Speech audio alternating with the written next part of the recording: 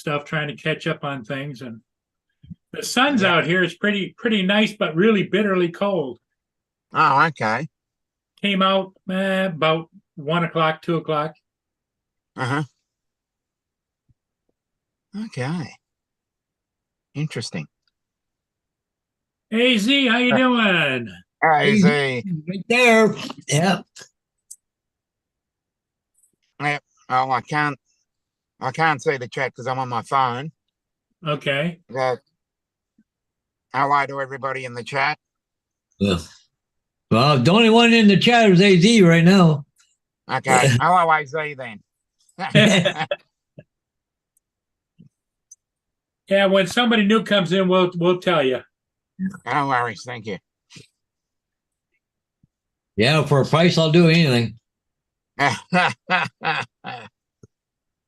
Hey, Jody. Jody. And there's Skyfly. Okay. Joel, Mr. Skyfly, how are you? Yeah. How is everybody? And they're coming in thick and fast, obviously. I don't know how thick they are, but yeah.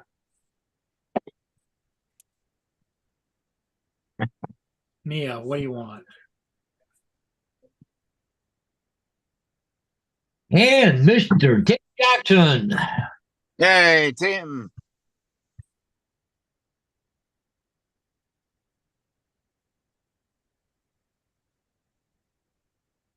$40 degrees out, Paul. It's going down to 29. It's going down below freezing tonight.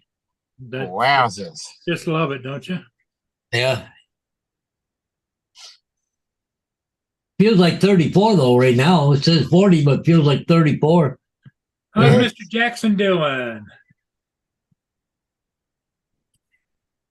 See, Friday looked like he's supposed to start warming up a little bit. For a little bit. Very short time. Up to Saturday, supposed to be up to 52 degrees. Hey. That's all right. Hey, sunrise on Saturday, 8 o'clock. Ah. 6 o'clock.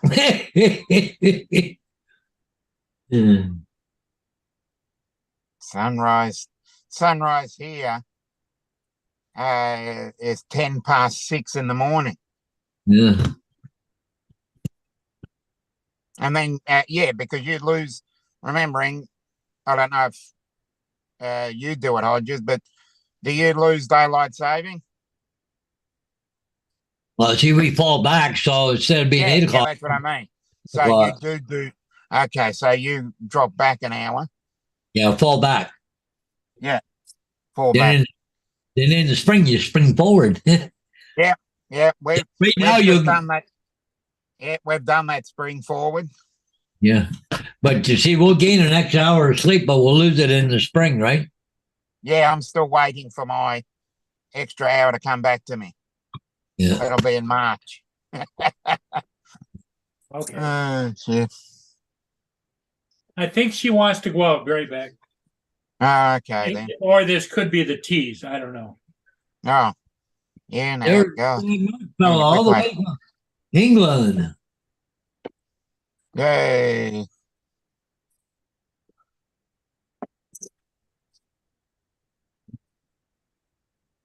Well, our English family have fallen back. Yeah. With their daylight time. Yeah.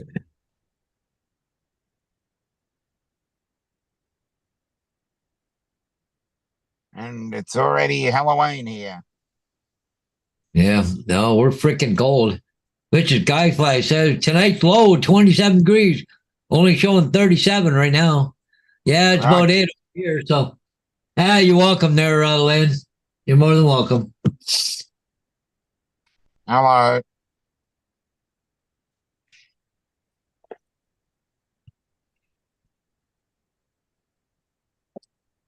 Nope. Whoa. It's a bird. It's a plane. Yay. Good evening. How are you guys? Yeah, I'm all right. Yourself? Yeah, all right. You missed it earlier, Dominic.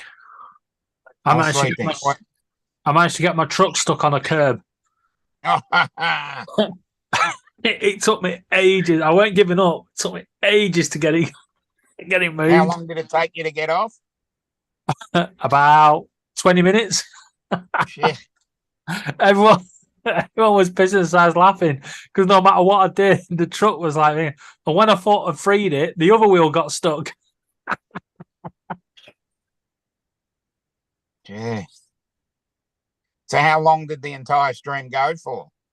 Nearly 3 hours. Oh, okay. So it's only a small percentage. Yeah. Because if it was, I was going to say, if it was 20 minutes out of an hour, but 20 minutes out of 3 hours is a better ratio at least. And that's all right. So, yeah, did you complete that? Yeah, Complete completely. that job? Yeah, what it was, I actually completed the job and I had to pick the trailer up for another job on the other side of the JCB. So I Yeah. thought I'd try and take a shortcut over the mound, but it was having none of it. No such thing as a shortcut. Yeah, for sure.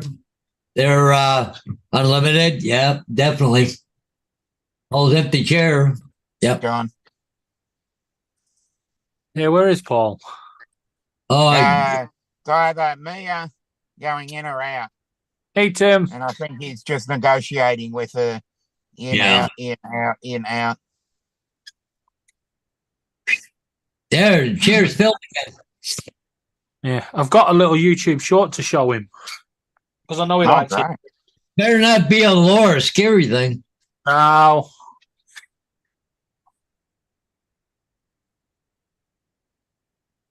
hey, Paul. How you doing, David? Yes, Paul. All right. Yeah, I want to Okay, share let's this see big. through it. Let me just share this YouTube short with you. Yeah. Just after. I think this will warm Paul's heart because of what happens.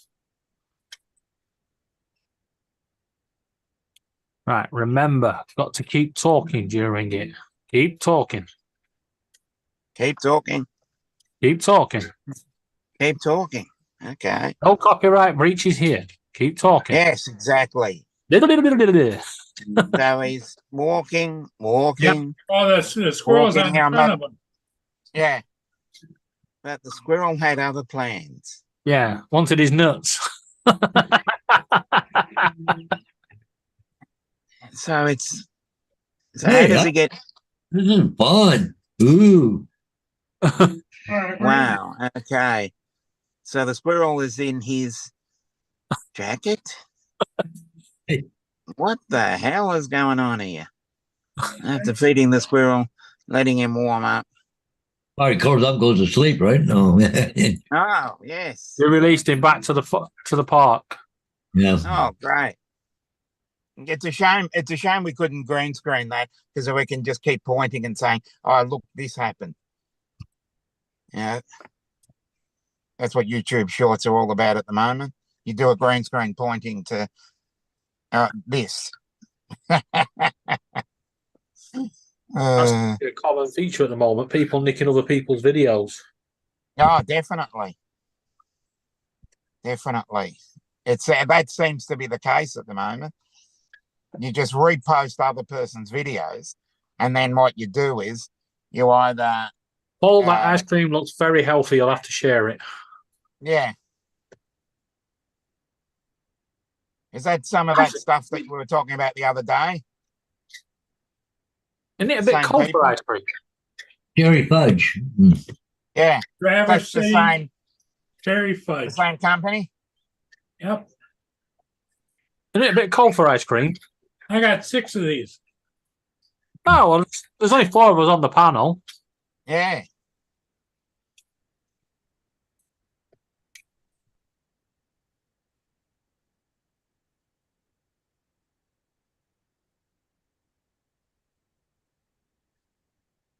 How big's the tub? Yeah, there, Tim John, I've got a bit of vertigo too sometimes, but it's not as bad now as it used to be. 1.4 U liters. or 48 fluid ounces. You have to go off. Right. About 148, about 1.5 liters. Yeah.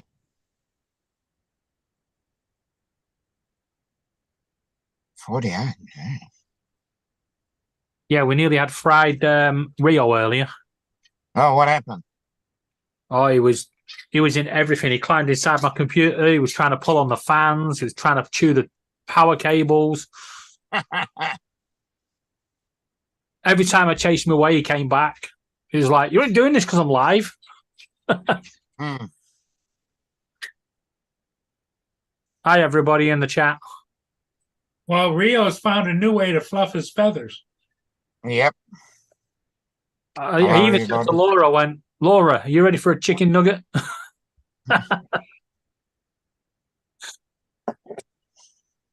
Does Rio talk?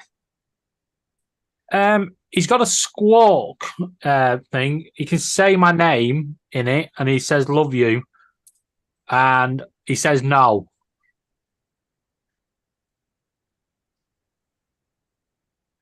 Oh, Captain Joe's in the hospital. Yeah. All right, go. If Justin comes in, he'll have an update for you. Wow. Captain Said Joe. You said Wow. that he had cardiac enzyme, show that he had a heart attack. Huh. Wow. You better get better there, Joe. Yeah, No get you. crap going on. Now, Captain Joe, I've just got to let you know, stop watching Laura's shorts. They do Yeah. give you a heart attack. Yeah, that'll scare you to death.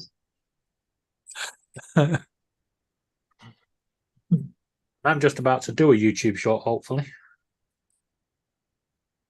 And it's got to be the most stupid and inane thing.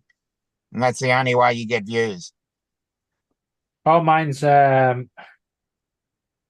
what the hell have they done now? Keep Yeah, it- Joe, we're all with you, buddy.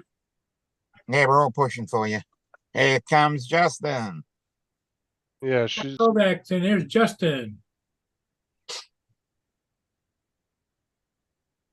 And he's frozen. No, No, he's, no, he's got the... Oh, okay. Okay.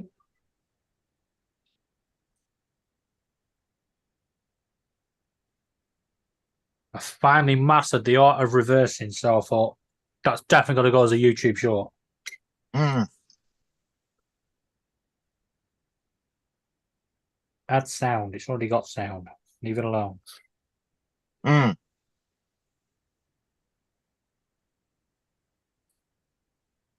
Next. Captions your Sometimes short. you got to check out. Sometimes you got to check out that when you actually have your own sound. I've had one or two that it mutes the sound and I don't know how to unmute it. oh, really? Yeah. It- When I well, have my own sound. I'm quite lucky because I did a video with, you know, the movie sound clip from Convoy, Mm-hmm. and they gave me a copyright strike. So I contacted the people that claim the copyright, and Yeah. they said you can keep the bass of the music, but you can't have the words. So I was Okay. like, okay. So I copied it, took the words out of it, started using it on my YouTube, messaged them, asked them if it was okay, and they said, yeah, you can have copyright on that. It was Well like, done. up everybody in the chat, everybody on the panel. Good evening. So what's up? Captain Joe is in the hospital. He's talking to us online. Oh, I already knew that. He's been talking to me all day on Messenger. Mm. Good to see did he go there on his own or was he taken there? No, he went on his own. Oh, good. Well, at least he was able to get himself there, right? That's what I mean. I'd rather Of course, if you think you're having a heart attack, I would call the EMS myself.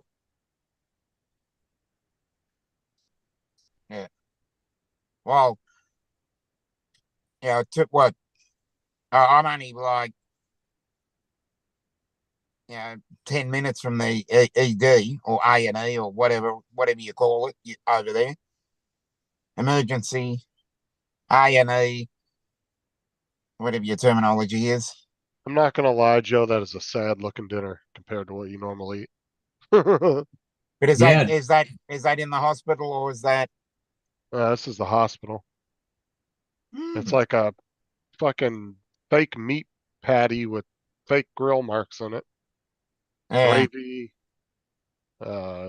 Salad don't look like a salad. Looks like fucking lettuce. That's it. Yeah. Yeah.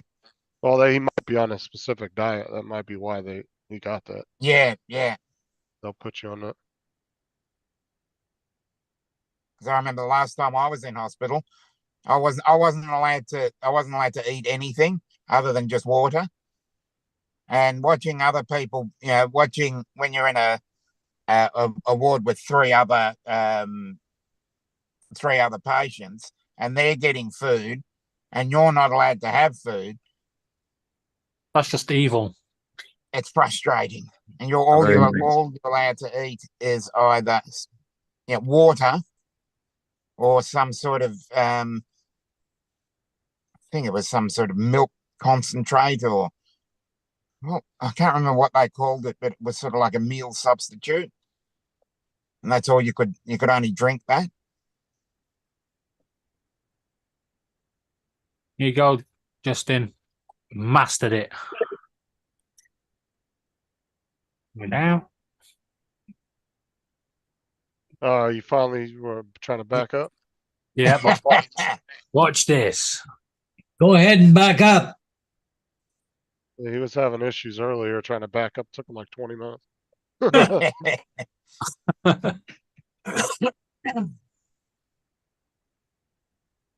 Oh, for sure, David. David said that food costs his insurance $200. Yeah, Okay. exactly. Nothing cheap in a hospital. Chuck, How's it feel back back to home. be on solid ground again? Oh, look at that. Look I'm at just, that. I had to go to the eye doctor today. Oh, Mhm. really? Yeah, I had a little incident in England, but I was able to not go blind while I was there. So You saw Laura one of Laura's shorts, did you? no, I was concerned. I was seeing like a flash on the left side of my left eye. And anyway, talked to my eye doctor last week and he said, yeah, probably based on what I was describing, said it wasn't concerning. So I got in today and yeah, it's just part of the Well, aging process. Hmm. Um, Yep. They're my pupils frustrating. are dilated right now. I can't see shit. It's kind of funny. Mm. Super dilated. Mind you, staying that high up in London, I'd have gone blind and all. Oh, I don't remember that, Sarah. Yeah, go aside. DJI sent me a little gift today. Well, not really a gift, but they replaced my Mavic 3 with another brand new Mavic 3. It's not even a refurb from what I can tell based on the serial number. Nice work. Yeah, brand That's new. the one that's been around the world? What's that? Your Mavic 3, it's been around the world. Mavic 3 that you sent different places to get fixed or what? It went down to Florida first, and then they couldn't fix it, so they sent it to DJI, and DJI just gave me another one. Nice So- work, DJI, then. Oh, is I that know. a little bit of sand in the motor? Yeah, that's the one. They So couldn't replace the motor? that's what's even weirder, Paul. I mean, I told you I took it apart and tried to fix it myself, bought a new arm and made more of a mess out of it, put it back together best I could, and they still just gave me a brand new one. Hmm. So kudos to DJI. Then Yeah. they sent me, so the drone showed up today. It's brand freaking new. But I think, Paul, I'm gonna have to take the other serial number for the Mavic 3 out of my 107 library or whatever. Yep. Fleet. and then I'll have to add the new one in. Yeah, replace it with the new number. Pay the fee. Yeah, no big deal. I mean, and then Pocket Yep. 3's arrived. Oh, great. So I don't have it yet. I shipped it to work to their Yeah. shipping because I didn't want to have to worry about it while I was on vacation. Mm. That's Get you. That's done. Have that tomorrow. Then I can retire the Pocket 2 because certainly not going to use a Pocket 2 and I have a Pocket 3. Mm. Maybe do a proper comparison video first. Yeah, definitely. Well, and you've got to do an unboxing video. Well, I'm sure about a billion of those already. I don't think that's really necessary. Oh, billion plus one. Well, I'm not big on unboxing videos. I usually just open shit up and then I'll compare it to something else like after the fact. I don't need to, I don't know. Cut right to the chase, dude. Get right to it. Just do a ridiculous comparison too. Be like, compare the Pocket 3 to the Red cameras. Yeah. Red camera. Yeah, just Yeah. do something ridiculous. Because if you You do know- something ridiculous, people will watch it rather than doing something safe. Instead of doing something really safe, you got to do something that's outrageous because it'll get views. You know those like $50,000 cameras I hang Yeah, off the bottom Yeah. of the FPV drones and shit? yeah. Those red ones or whatever. Remember The ones you Dono? see at sporting events. Dono built some. Didn't he build like a 7-inch or a 10-inch quad and put a Sony on there or something and flew around? I don't know. There's a lot of FPV guys that have done that for movies. Ugh, tired. Gee, I wonder why I'm tired. Oh yeah, that's right. Because it's like my head thinks it's about 10 o'clock at night right now. I'm not going to get any sympathy from David because it really is 10:22. Oh no, it's 9:22 where he is. 22. Yeah, because they've lost an hour. That was helpful yesterday. I They appreciated fall that. back. That gave us an extra hour to sleep before we had to get up at stupid Yeah, o'clock, Pedro. bro. Yeah, well, I've got to wait. I've got to wait about 5 months before I get my hour back. Because I have to get up at Sparrow Fart every day because of it. Yeah, pretty crazy. Oh, I'll be so Yeah. glad when these cops swear off. They're so annoying. What's up, bro? Brian. Don't even feel like editing because I can't see anything worth of crap. So I'm not going to do any editing. Got a fun little clip in the subway tube though. The tube. Watched a guy almost lose his backpack. It was hilarious. Mm. So You got to do a voiceover on those things. don't have to do anything. Well, I watched the doctor's office this morning. Oh, you haven't had a frickin' flu shot yet. Guess what I got no. today? Flu shot. Flu shot. Doctor asked me if I wanted one when I was in there. I said I ain't had one in like 15 years. And Hmm. I haven't had the flu in a single year. When I was in doctor about a month ago, yeah, same thing. Said, hey, you can get a flu shot. We're just doing. I was like, yeah, pass. Like I literally haven't had one in over 15 years, and I've only had ammonia one time in the past 15 years. I've never had the flu. Get a little Yeah. older. A COVID booster too. It's like, yeah, that's a hell no. That's a hell no right there. Never. Yeah, well, there's no COVID shot, just a flu shot. Not doing any of those right now. None of that shit. I'm just squirting anything in me anymore unless it's absolutely necessary. Just that. Nope. Pass. I'm not afraid of being chipped or anything like that. That's not the reason I'm saying no. The reason I'm saying no to this stuff is because, well, they just haven't tested anything. It's like we're all guinea pigs, and I'm not into that. So, oh, we think this will work. Here, let's juice you up with this. See how it goes. Well, why not? Yeah, why not? 'Cause Well, you only it's get one funny is you credit. kind of still hear about flu shots, but you don't really hear about the flu anymore. Like being talked about. Remember how they used to talk about it in the news every year? COVID Yeah, is yeah. COVID is the new flu. Yeah, Yeah. COVID Yeah. is the new flu. Basically stepped on top of everything. Mm. That's really all it Right. is I don't listen anymore. really all it is. I shouldn't say all it is. I mean, it killed a lot of people and it's terrible, but Yeah, I think it basically wiped out who it could, and now I don't think it's such a big ass deal. Wind Yeah. up my car. All that noise. People are still dying from it. The way I look at it though is I hate that they labeled it as a pandemic when less than 1% of the world's population died from it. It's like, yeah, bro, but at that's the not a same time, pandemic. mathematically, when it goes to more than one continent, it becomes a pandemic.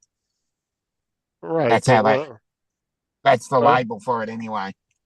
but I like I don't- said, Yeah, but you've got to remember as well, it's not about the number of deaths; it's about the impact on the medical systems of the world.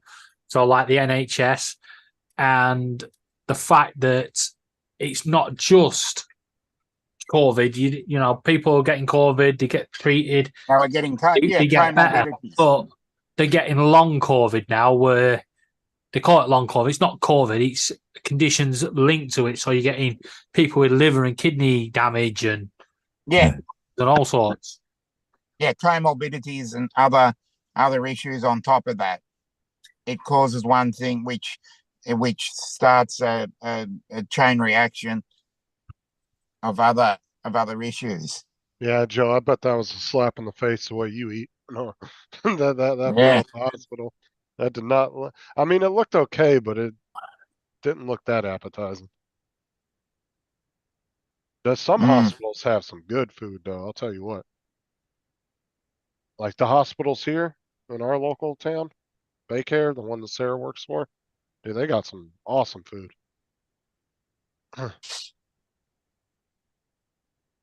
Yeah, but it just seems to be a meat and two veg with a bit of mashed potato. Every time I've been in there. It depends. Like I said, you can go to some hospitals. Well, because some hospitals like are so massive that their cafeterias are designed for a lot of outside people to come eat in, so they have really good food. You know what I'm saying? Mm. Like some of them have like almost buffet restaurant quality food. Like it's really good.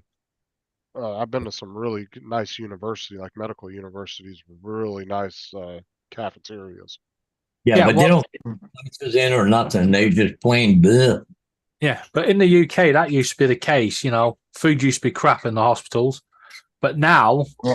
they cater so good that people actually go in for meals. Our local hospital does a fish and chips Friday, so everybody's going in for fish and chips because you get it at NHS rates. You know what the staff would pay. People are like, why go chippy and pay £9? I just go to the local hospital and get it for £3.25. Well, it's like here, you can go into any hospital as a cafeteria. You don't have to like have anybody in the hospital. You can just walk in and sit in the cafeteria and eat, pay to eat. I mean, people do that. Yeah. Some cafeterias are treated like local restaurants if they're good enough. Oh, definitely. The one that I go to has got 3 different areas. It's got the standard public hospital where the emergency is, and then they've got like a food court next to it. Yeah, They're rebuilding part of it, so they've had to hospital, move everything around. the hospital here has a pretty good sized food court, and then they also have a Subway inside there, Oh, so you can get Subway as well if you want. yeah. Then they have all these really cool vending machines that dispense like hot foods and stuff. Like they have a Krispy Kreme's donut machine, dispenses hot Krispy Kreme donuts, all Nice. kinds of stuff. Sounds great. Where the hell did Chuck go? He just dropped out again? Yeah, probably technology is not his friend again. It seems to happen more often than not there. I don't want no damn heat. You can send all the cold weather down to Florida. Send it on down. I'll even take some of your snow. I don't give a crap. No, we're having a little bit colder today because we were 80 Fahrenheit yesterday, and then cool change came, started raining. It's now sunny again, mostly sunny, and it's around 60. So warms up Yeah. again. Dude, Andrew, Warms up everybody, again next week. What I Andrew, would say is it'd be really sunny here if it wasn't nighttime. Yeah, everybody bags on Subway, dudes. There's nothing wrong with Subway. They're fine. I eat that. So we eat at Subway every month or two. We go there and get sandwiches. There's nothing wrong with Subway. you know, I haven't been to Subway in about 4 months. Apart from they put a lot of sugar in the bread. Yeah. Yeah, but it doesn't taste bad though. Not to me, it doesn't. I don't have an No. issue with it. But also, it's bloody expensive. Yes. Cal- It'd be 10 to 12 bucks here. So that'd be what? Probably. What's it yours? What's it at yours, David? Probably 5 quid, 6 quid, Tenner. 10 quid. tenner. Shit. I thought it was expensive here. And you know it used to be Subway, how you want it? Hell no. Subway, how we fucking slap it in. Exactly. They've got no idea. It's like that. It's supposed to be 6 slices of tomato on there. Oh, if you want more tomato, you got to pay extra. Yeah. And sometimes you don't even call it tomato, it's so thin. Yeah. Yeah, we stopped using Subway. I haven't. As I said, I haven't eaten there in Well, and then 4 months. they tried to claim that Subway's tuna wasn't real tuna, but there was a bunch of people that took the tuna and took it to laboratories and found out it was Yeah. fine. There was nothing wrong with the tuna. There was tuna in it. It was 100% tuna. It wasn't tuna, it was a tuna substitute. Not Yeah. over here, it wasn't. Was They over did. here. Because over here they took it. A bunch of Fake tuna. people took it to labs to test it to make sure, because there was a big conspiracy over here about it, and not one of the lab tests came back as a substitute or any kind of like synthetic or anything. They all Mhm. came back with the tuna DNA and everything in it. I Well, don't of course know. it had tuna DNA. They sprinkled it. Yeah. Jesus. Oh, the dish soap. Is there a place called Firehouse Subs over there? No, there is not. No, Not not here. Never heard of it. Yeah, it's well, Firehouse Subs was started by some firefighters. Someone that set fire to a piece of bread. No, it was started by firefighters. It was a company that was Okay. started by a group of firefighters and it grew to a big ass corporation. Sounds great then. Wait. And Subway didn't try to stop them using the name Sub. No, they don't own that. They don't own the name Sub. They just own the name Subway. No, you can't copyright something with a vague term. Yeah, but you Firehouse Sub can't, or Subway Sub you can, but you can't just. no. can't But if I copyright was to make a sandwich that's similar to a Subway and call it a sub, they clear. you can't do it. You can't call it Subway Sub. No, they can't Yeah. call it a sub over here. Oh, okay. Over here No. you can't. Over here you can't copyright the word sub, but you can copyright Subway Sub. Can't copyright one vague word. You can't copyright a color, and you can't copyright the actual name of that color. Now You you have to can add something to it to copyright it. over here you can copyright a specific shade of color if a company's using Yes, it. but it has to be a name Right. that is not vague. Like you Right. can't It can't say just blue. be you just can't. It's gotta be like Opel Blue or some crazy name like that. It'll Yeah, actually have a You color put a code, crazy name to it, but it will actually you have a can't color code copyright as that well. number. It 'Cause has to be a certain style, and the name you can name it, and if it has a PMS number to it, you can copyright that. But Right, you 'cause can't every- copyright just that terminology. Yeah, because every color has a color code. Yep. So.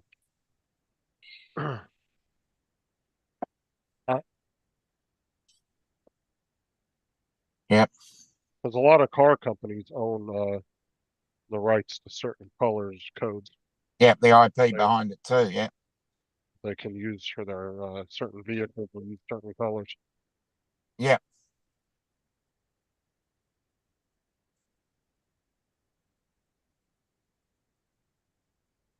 You can't copyright the word yellow, but you can copyright Lamborghini yellow for purposes.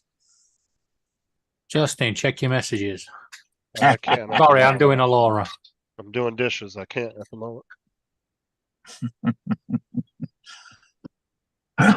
In a dishwasher. Has he got rubber gloves on?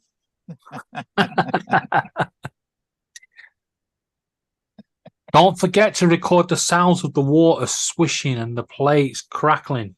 Yeah, Get it recorded. gotta do the ASMR. Yeah. Yeah, ASMR's now become a big thing. I know. I marked that video that I did with the controller as ASMR, and it ended up getting like 2,000 views. Yeah. All I was doing was clicking the controller buttons. Yeah.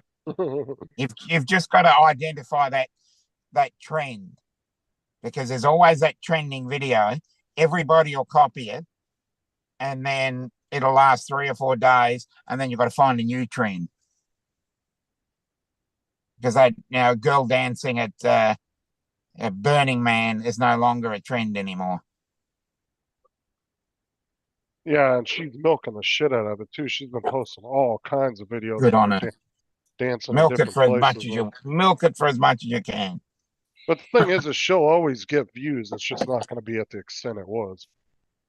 Yeah, So she'll that's why put you out. got to sit on that trend. She'll go from getting like 25 million views per short down to like a couple million every time she Yeah. puts one out. Because people do get tired of watching the same shit over and over. It gets repetitive. That's why you got to jump on that new trend every time you find one, because you get the initial jump, and then once the trend dies off, you find the new one, and then you get that done as well.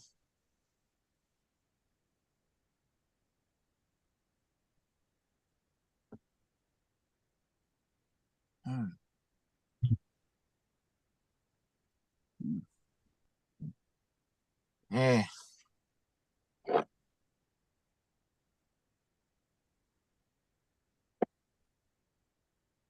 So Paul, what's up with you tonight? Well, I'm so close to finishing up that wiring. I got one track left to do. And it's only about 3 feet long, but I just trying to trace that one wire, which one it's connected to. Then I should be able to test the top part. I've already tested. It's good. I just got to test the bottom part once I get that one piece of track about 3 feet long wired up. I got no power to it right now. I'm trying to figure out why, but Sounds like it's always a headache. oh Yeah. no, it's fun. That's Did you fun. put, did you, I did you just put got- out the replacement bus? The what? The I need- replacement bus. Replacement bus in. Yeah, I banged my fucking head so many times underneath that table. Jesus, fucking Christ, it hurts. Everything's a sharp edge. I bang, oh, Jesus, my head's sore. I think that's what they need to add to the train set, is the replacement bus. Yeah. Yeah, the replacement bus service. Yeah. No, they're called bus wires. So Okay. The worst thing about hitting your fucking head is you usually don't feel it right away, and then the next day your head's Yeah. sore as shit. yeah, I got the sore spot there. What the fuck's that about? Exactly. The worst bit is when you bang it and you think, did I spill some tomato sauce? Ah, no. It's funny. You go over here and bang your head, and you go, ah, Jesus. Then you go bang again on this side. You just, holy Jesus. Yeah. Okay, keep the head down. Yeah, the worst thing is when you hit it on like a sharp corner of a Yeah, like a sharp corner. shell. Yeah. Yeah. Yeah. There's a sh- Angiogram from your thigh. Yeah, I There's a thought they went shelf. through your arm. yeah. There's a shelf in the girls' room that I've hit 4 or 5 times right on the corner. And it's a big shelf that's like mounted on the wall, and it's like a big piece of plywood that goes across it. Mm. It's all finished and everything, but it's just, sharp edges, and I've hit that 3 or 4 times on my head, and it fucking hurts every time. Need to get some of them baby protectors on it. Yeah.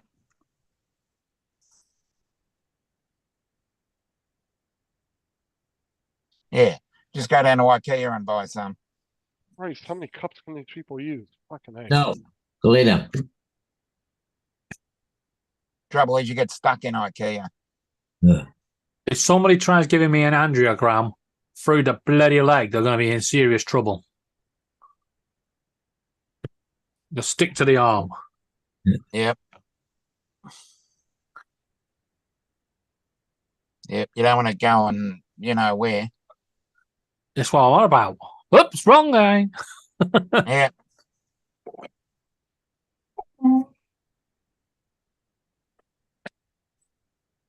Especially as I was awake for mine. Wow.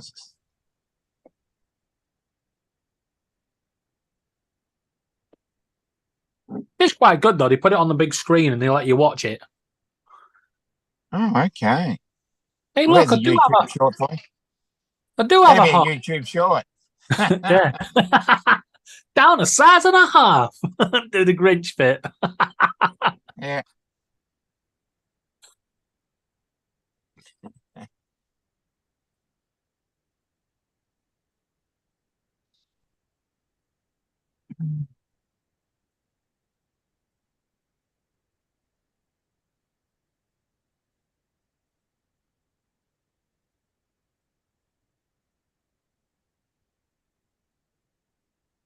Mm.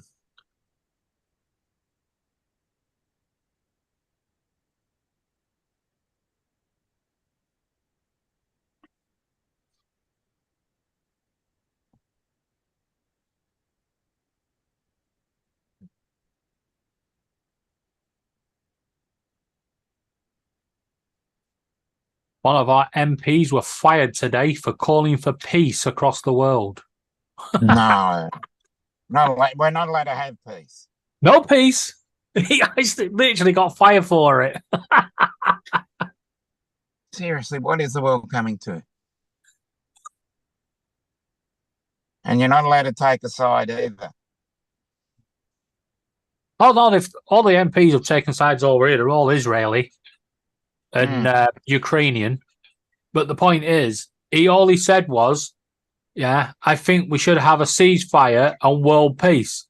And the Prime Minister went, oh, we're having none of that. You're fired. So there we go. Another by-election then. Yep. Yep. Roll on the general election and we get rid of them. Mm.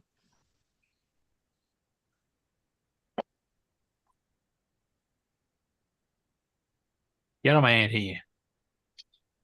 Look, when is the general election? 2025 at the moment, but they can be any time between now and then. Yeah. You can call it at any time. Same here.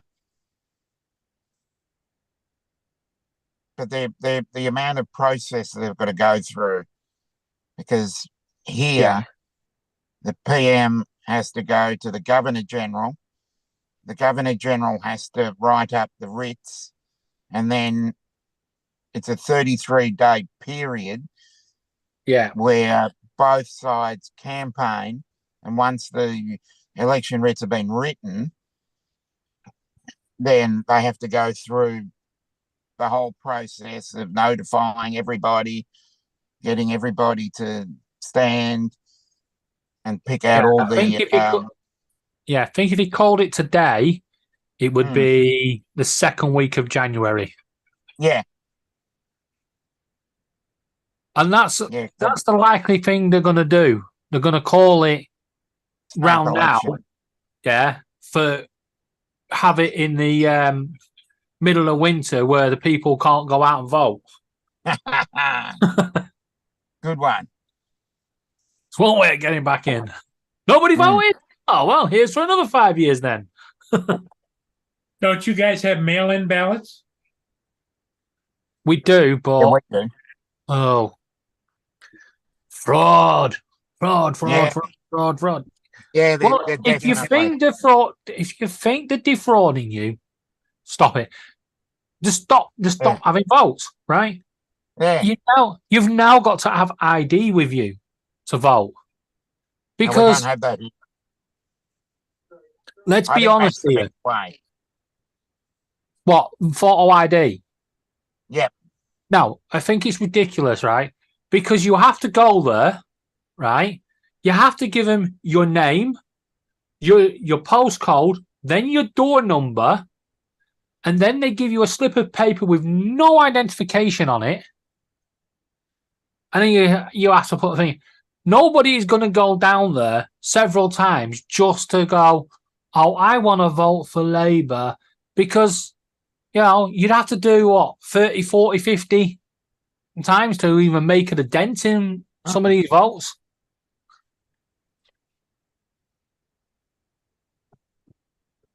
Yeah, it's a touchy subject, though. Actually, I'm looking forward to the next general election, because if it turns out the way it is and the Tories are out, I am definitely emailing Richie Sunak and go, it's votes that count. You're water weakest link. Piss off. Yeah. I'll even get Sparky doing the piss off. I've got a video of it somewhere. Yeah.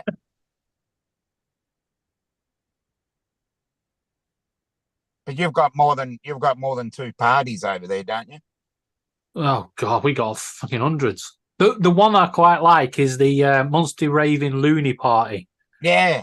They're never getting in, right? And you see them at the every election you see them, they come up and there's with- you see them all dressed normally, with a little the little flowerets on them and that thingy. And then you see this guy with his humongous hat just standing there like an idiot. Yeah. And they go up to him and they go, "You got 2 votes." Yeah, that reminds me of the do you remember the episode of The Goodies where they did the election night? No. That's hilarious. There was an episode of My Family. Yeah. They did an election night, and he goes, the ruling Conservative Party 1,000 votes. Susan Harper 2 votes. Yeah. And Ben goes, "Well, you got 2 votes." And the other guy goes, "Wait up. If I voted for her and she voted for herself, that means you didn't vote for her." And he's like, "Shut up." Yeah. Now we've got a pretty strange voting system over here because voting is compulsory over here. And then Compulsory. secondly, yeah. You have to register to vote over here.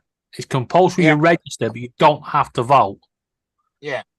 Because you can actually go into the voting box and actually write none of the above.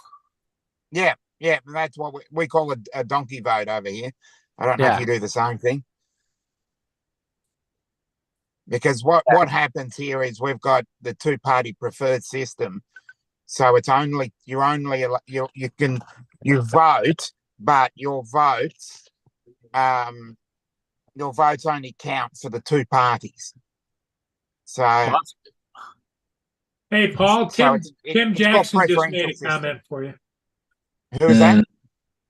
It's coming, Tim. I'm getting real close to being done the wiring, but I'm just I want to hook up another set of railroad crossing flashers. So I got electronic board, the flasher unit stuff here. So I'm just trying to figure things out.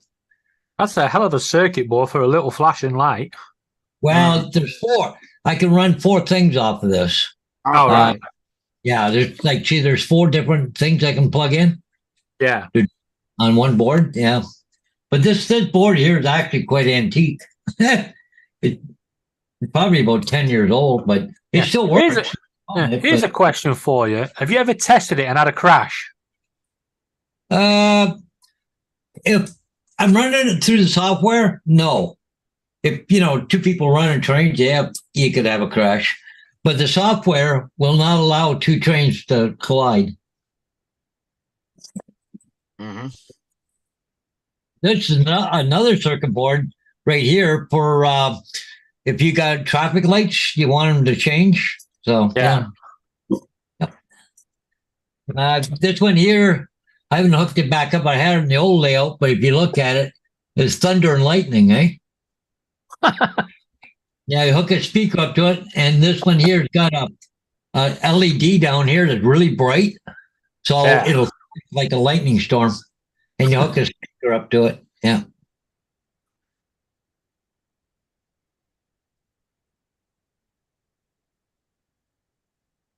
It's pretty cool. And I've got I got more boards, but the big boards are all in. Like you got to wire all this stuff up and stuff, right? So yeah. But I've got the DS54. I've got 2 of these boards yet, so I can do 8 more things here yet. So yeah, it's coming. Yeah, we're looking forward to seeing it. Yeah, it's coming. I only need 1, so because I gotta have one for the speakers, so you hear the bell going ding ding ding ding ding, and then one for the lights going flashing when they're dinging. Yeah. A few years ago, I watched a video of a guy in the UK that made a massive train thing. Yeah. It must have been the size of a proper massive garage. He did all the countdown to it, and he just went, "Woo!" All stopped, and he went, "Oh look, train strike!" The more Hey. Hey, Captain Joe, sorry to hear about you having trouble. Captain Joe said he was trying to come on with his tablet, but it's giving him a fit. Won't let him. Oh. Yeah, mate. tablets. You can do it on a phone, but it seems tablets with Zoom or StreamYard just shit themselves. Yeah, I I've don't get tried that. that. So I made Sarah a short earlier with the dogs. Oh, shit.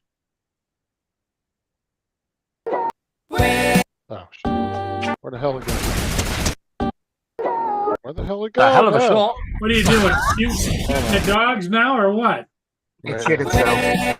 Where the heck is man? Hey, where the heck is mine? You give me lots of scritches, you feed me puppy dinner, but I really, really miss her. Where the heck is man? What if she's in danger or taken by a stranger and her puppies need to save her? Where the heck is mom? Where the I sent that to Sarah earlier.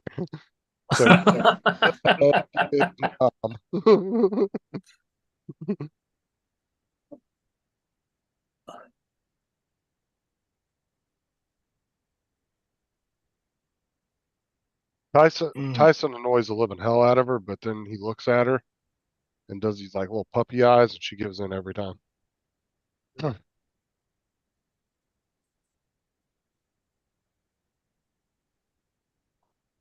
Well, they're going to test it. Is it tomorrow he gets a test? I think he said in there tomorrow, or is it No, another they were day this doing- week? But he's going to have a test to find out whether he had a heart attack. That's normally a blood test, isn't it? Well, they did the blood test and they found the markers in it. So it says Yeah, that he- because there's an enzyme in there. Yeah, your T levels. Okay, so this is what he messaged me earlier. He said, I've been admitted and they're prepping me for a cath lab. and a few of my cardiac enzymes are elevated, but are going down. So that means likely I had a heart attack recently, and I'm not having it now, but my EKG does not show blockage, or does show blockage. Everything is stable, and it's pretty nurse's day, so he's good. Oh, good.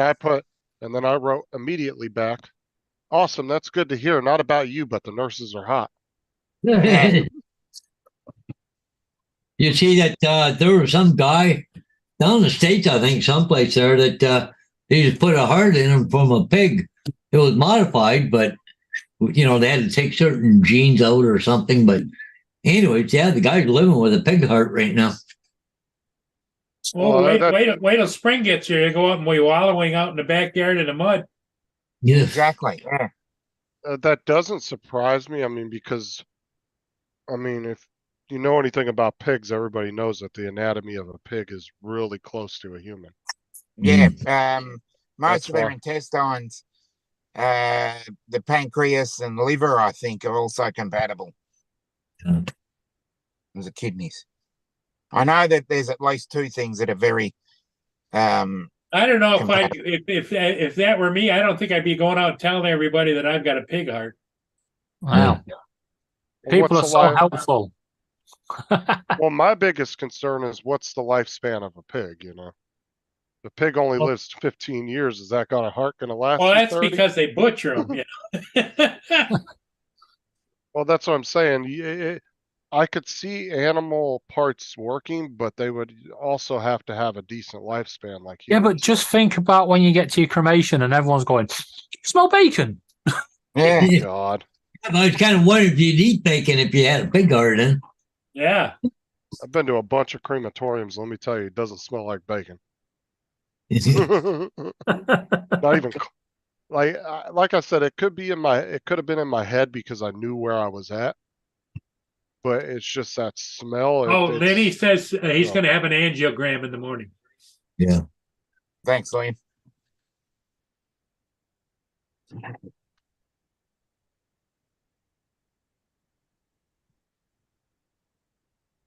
Well, Justin, here's an assignment for you, Justin. Go on YouTube or on and see if you can't find out what's the longest known. How long has the longest pig been? Okay, so I've already looked it up. So the life expectancy of a pig is only 15 to 20 years, and that's in captivity. So that's like ideal conditions because it's not having to worry about predators or. Yeah, it's probably getting needed all the time. Well, because a lot of animals will tend to have a longer lifespans when they're in captivity. Yeah. Most do. Because they're not dealing with predators and they're getting medical treatment constantly. They're getting fed regularly. They're not as stressed because some animals don't get as stressed because of that. Not to say that all animals, there are animals that, get super stressed being in captivity, but.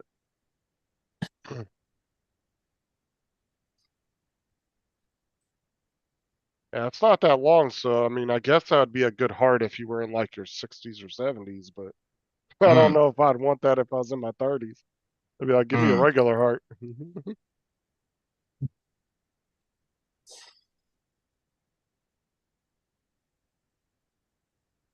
Exactly, Mark. Pig flesh is the closest to humans. That's why they use it in a lot of ballistics. Yeah, they use it in ballistics testing. A lot of hospitals use, or I would say universities use it to practice doing, like autopsies and different things like that with it, cutting and everything and stitching. If they don't have actual cadavers to practice on.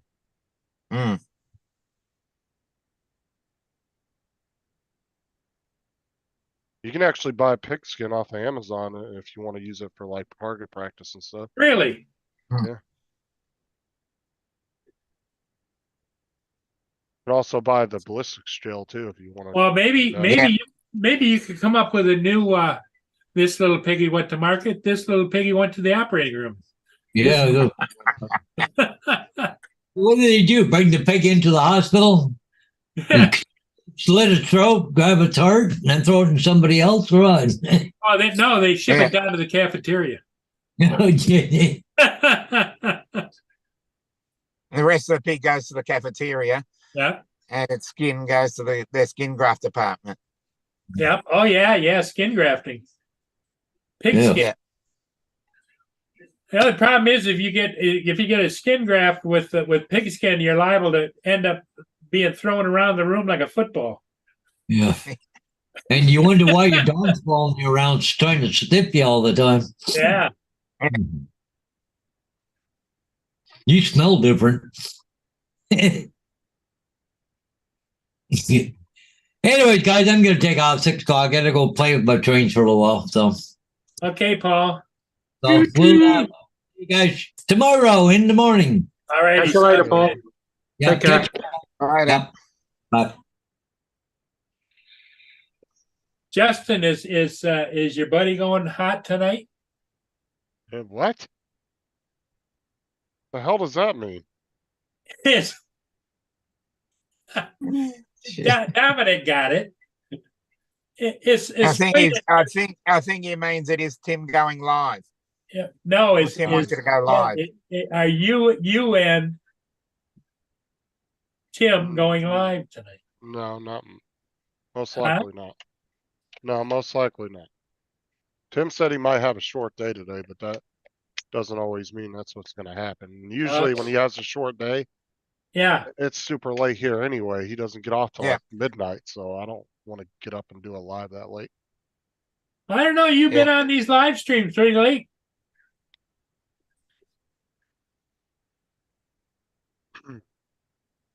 Well, I was gonna go on Bill's last night, but he never sent me a link, so I was just like, okay, whatever. I just popped in the chat for a little bit. He forgets sometimes. I just popped in the chat for a little bit, and then I went and watched a movie, and then Tim got home around 12, and I was still wide awake, so we jumped on and we're just kind of bullshitting on an off live.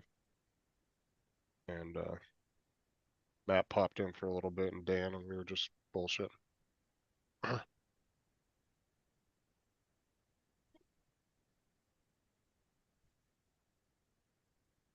Oh, hold on, I'll be back in a second. I got a phone call.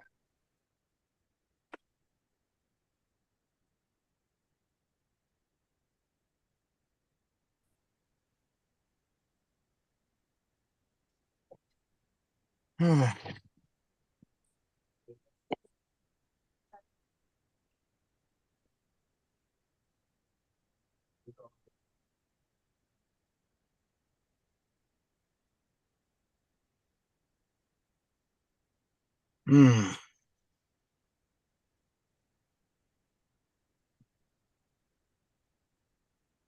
All right, I'm back. Okay. No, Andrew, Chuck never. Dude, Chuck don't even come back in the chat and say, "Oh, my phone dropped," or "I had to go." Yeah. He just fucking leaves and then never comes back. Does that all the time. At least most people will like get kicked off and they'll at least come back in the chat and be like, "Hey, I lost connection." Chuck don't Yeah. give you no explanation. He's just fucking out. Exactly.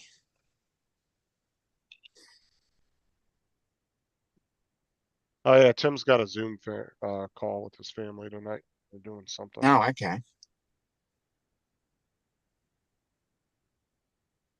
Tim's going to go on, did you say? No, he's doing a private Zoom with some family over something. I don't know if he mentioned it, but I'm not going to. That's up to Tim. Oh, that group that he's with, Down Under Nudists. I guess they must be on tonight, huh?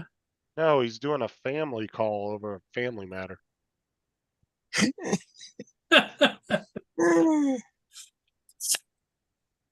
Shit.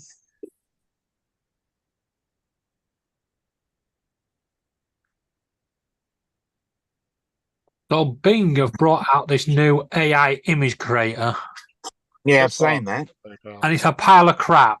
I asked it to do me a zebrafinch, pineapple conure, a Nande parakeet, and a cockatiel flying. It's given me a cockatiel and a zebrafinch eating a pineapple that's flying. And there's no Nande. I haven't tried out. I've tried out Tensor Art and Sea Art, I thought you- SEEART, and they do some pretty realistic images, we'll say. Yeah, because I probably thought you were saying zebra. Zebra. No, it's Z. This Just is Z. zebra. Zebra, Just Z. zebra. Okay, well, Tim said it in the chat. He said his cousin passed away. So Oh no. I mean, what the hell is that result? is that No, that bad? no, It's not bad. It's not bad, but what is that cock? it's not what you wanted. What happened to the cockatiel? Yeah, There's got an LBGTQ fucking ZX. Well, Yeah. you did say cock, so maybe that yeah. you just What's said, it got in you, his you didn't beak? say you didn't say it quick enough. You weren't like cockatiel. You were like cock a teal. No, you've got to type it in. Well, you must have put a space between it. Yeah, Well, you have to put a space in between it, otherwise it won't bring you a zebra finch, will it? A Z finch. zebra finch. Yeah. What was that website you said you were messing around with, Dominic? The one you were just talking about? Tensor, TENSOR, and Sea Art, SEEART.ai. Yeah, this is the Bing one I'm using. Yeah, because the Tim's, the two that I found can do very realistic. How do I say this nicely? Do realistic humans, let me see if especially. is this what Yeah, you're talking about? yeah. Okay. Yeah, I'm gonna be honest. Tensor. It's a pile of crap to me. I'm done. Tensor, and the other one is SEEART.ai. All right, I'm gonna save this so I can check it out later. Yeah, save that one, especially Sea Art. Yeah, I've given up. The rainbow cockatiel is just blowing my head. Because they're they're the two that I've tried, and they give very realistic human images. By the way, Justin, check your messages. Okay, well, I'm gonna head out. Okay, Dominic, where I'll you see you guys headed later. now? I've okay. got to go and help my brother for about an hour, Oh, okay. and then I'll if Grumpy's on, I'll Okay, there you talk some go. shit for an hour. Okay. All right, Dominic, thanks for coming in, buddy. No worries. Yep. Yeah, catch you later, Okay, Dominic. we'll see you again soon. Okay. Bye bye. Bye. All right, I'll Yeah, send just- you my friend code on Steam. Yeah. He had to end with a car loss, didn't he? Yeah. Ooh. There you go, David. I sent you my code for Steam. My friend Right. code. Let's see if it can find you. Like I said, I can't friend request anybody because I never put any money on that account. And they got Yeah. that stupid rule you have to put a minimum of Right. $5. I'll be on back in 5 minutes.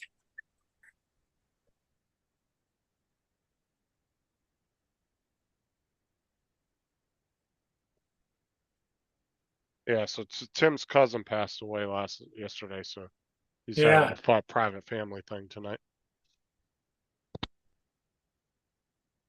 I didn't want to say it until he mentioned Well, he it. hasn't seen his cousin in a while.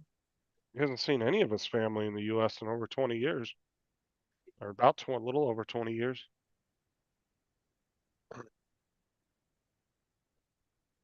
It's just made him want to come home even more. Yeah, I guess. But I this is why I feel bad for Tim is that he has his daughter in Australia. It's like starting a new life, you know? Well, what sucks is he has a daughter in Australia, and then obviously his kids and his family in the U.S. So no matter which way direction you go, you're going to be leaving somebody behind. Yeah. Sucks. I mean, that's hard to have family in two different countries like that. I know other people that live in the U.S. and their family, like one of the ladies I work with at Walmart. She was English. she married a guy from the U.S. when he was in the army.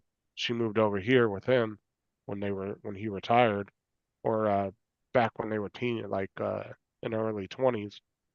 So, she had to leave. She left all her family back behind in England, and she only gets to go back every couple of years and see them.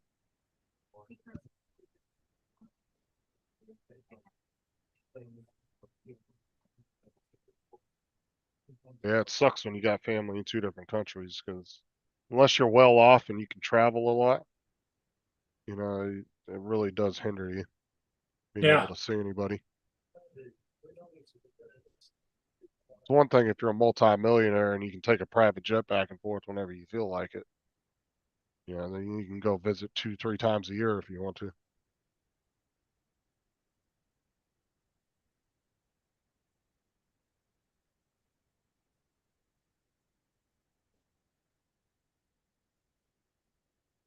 Oh, that sucks, one. Jonathan, Tim's cousin passed away yesterday. How old was he? Do you know? I can't remember. Tim said something about it last. I don't think he was last very night, I old, don't was he? remember. I'm assuming around Tim's age. Oh, he It's his was cousin. 70 years old. Oh, okay. But I'm gonna go. Fuck, what was I gonna say? Now I done lost my train of thought. Damn it. But yeah. Oh, I was gonna say. Oh, he was 49, so he wasn't that old. That's young.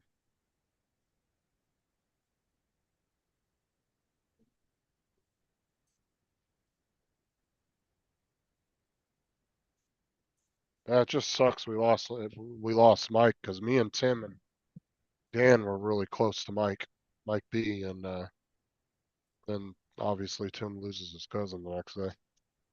Yeah.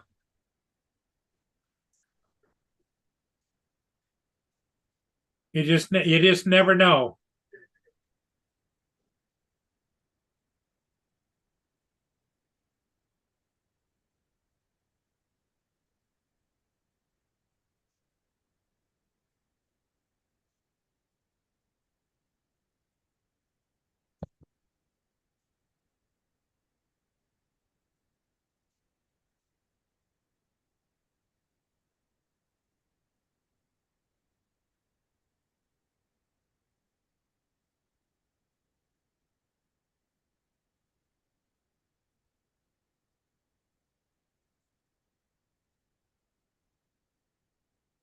Yeah, well, when you originally talked about moving, I thought you were moving this fall, but Well, like I said, now he really wants to come home. I bet he does. But see, remember, it was in the spring he started talking about moving back here, and I thought, well, maybe a couple of months or 3-4 months he'll move back.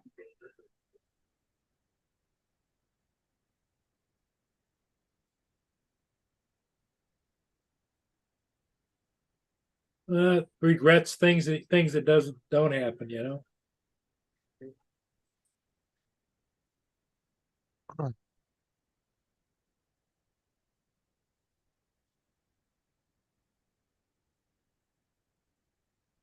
And we're I'm back out. sure. I'm sure with Tim getting older too, he's probably just thinking about it a lot more too. When you're 20, in your 20s and 30s, you don't really care about stuff like that as much. Yeah, you figure life's going on forever for everybody. Just want to As say you this. get older, you start to realize you start losing some friends or some relatives and some different Yeah. people in your life. When you're young, Justin, you don't really thanks think for about it. saying that 49 is young. Yeah. Being 46 makes me feel younger. But I don't bloody feel it. That's for sure.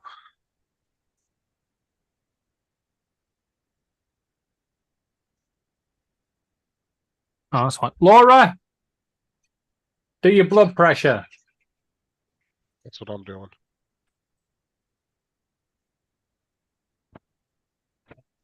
I've stopped doing mine. Because I'm sure every time I see it, my blood pressure goes up.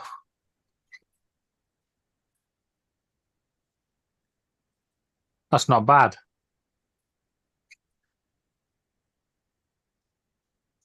109 over 71. That's fine.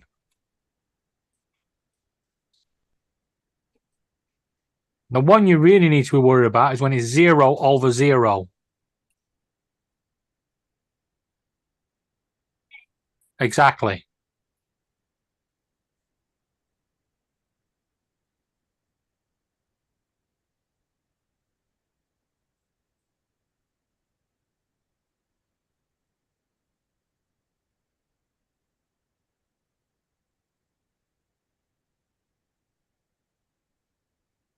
I've added you, Justin.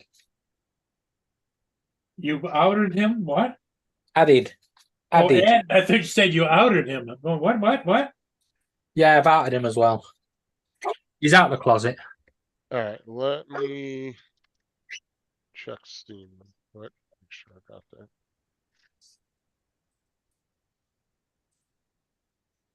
Ed, Joe, are you still with us here, buddy? Sending invite.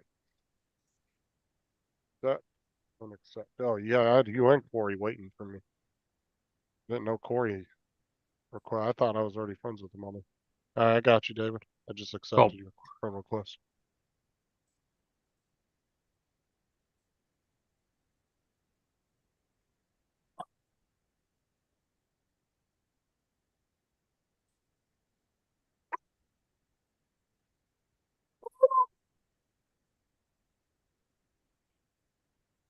Oh my god, a bow doesn't shut up.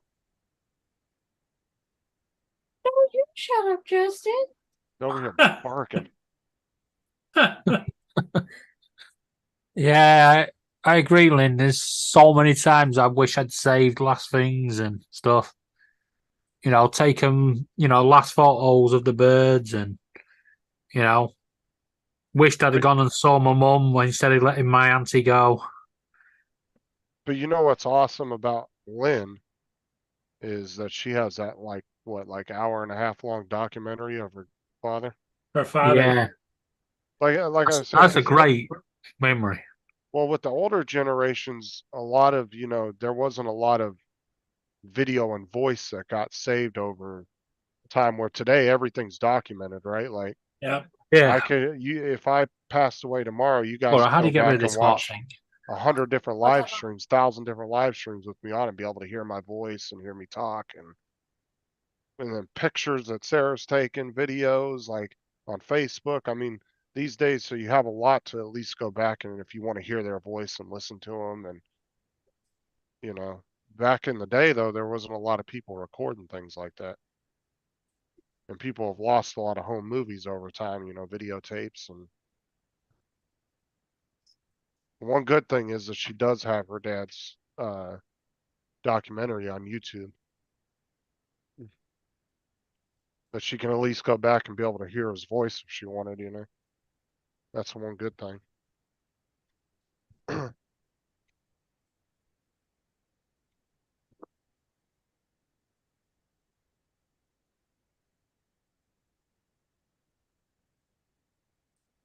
Yeah, that document of is from the time he left here at World War II. He went into the service until he came back. Everything that happened to him during World War II. All right, Lynn, like I said, if Lynn's feeling down one day and she just wants to hear her dad's voice, she can click on one of them videos and she'll be able to Yeah, hear him because what he talking. does is he narrates it. Yep. Right.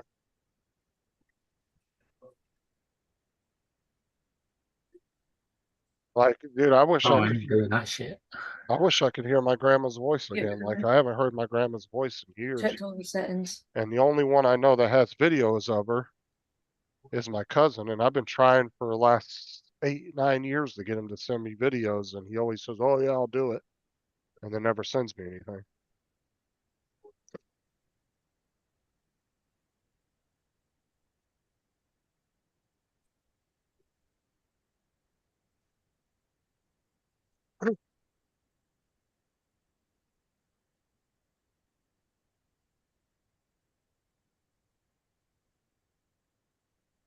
That's the one thing I like about being able to do all these live streams and stuff all the time is it's kind of like my own little documentary of myself, I guess, on YouTube, Yep.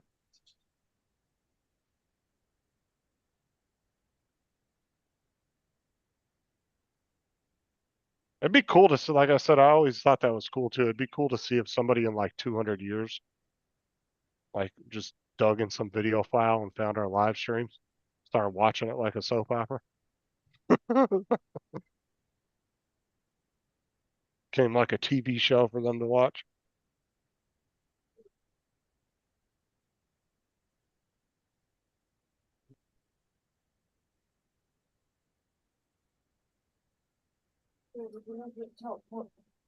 Things got like a share. No, we what has to go through with kids.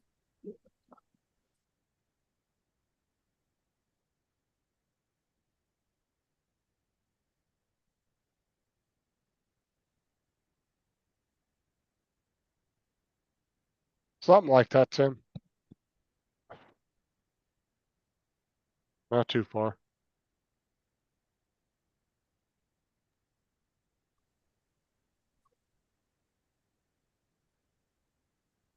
Oh, that was the cousin you were always talking about in Florida. Okay.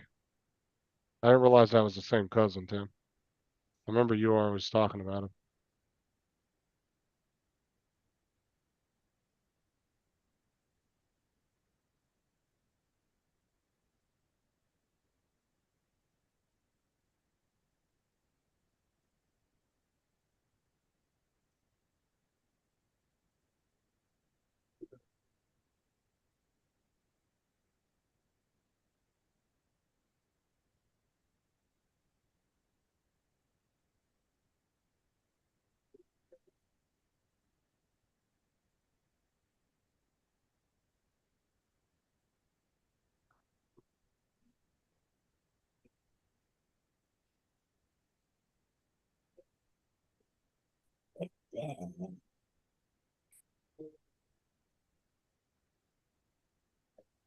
So,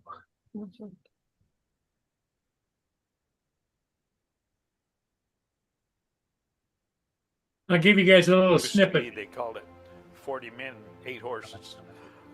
And it was just an old Oh, box. of her dad's documentary. And Yep. took that to Metz, France. And, All right, Tim. we going through all these towns. And as I went through France, there was a little town the train went through, and it was Bar-le-Duc, France. And there's an American hospital, American Army hospital right there, and all the guys that were in the hospital were out there in their bathrobes and their combat boots, and you'll be sorry, you'll be sorry. I didn't know what was going on.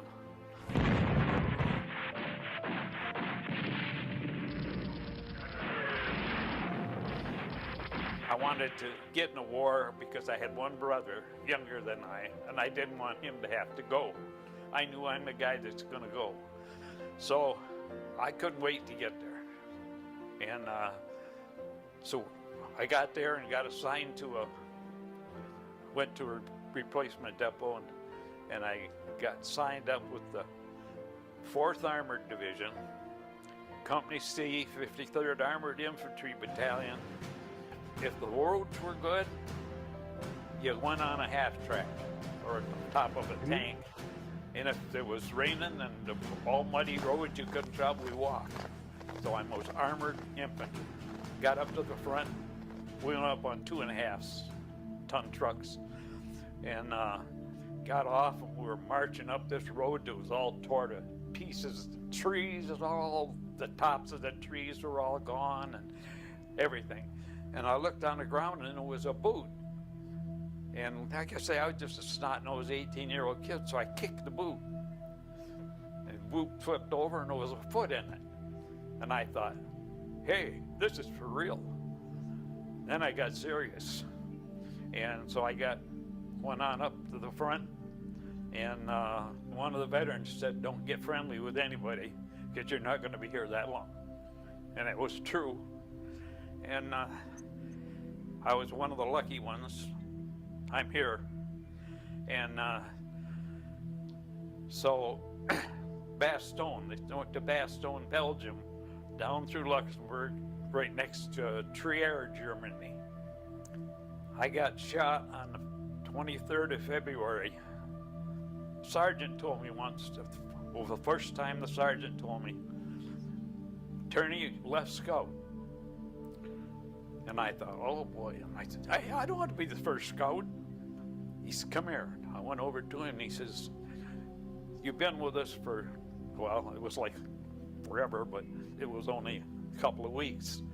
He said, have you ever seen a scout get shot? And I said, no. And he says, do you know why? No.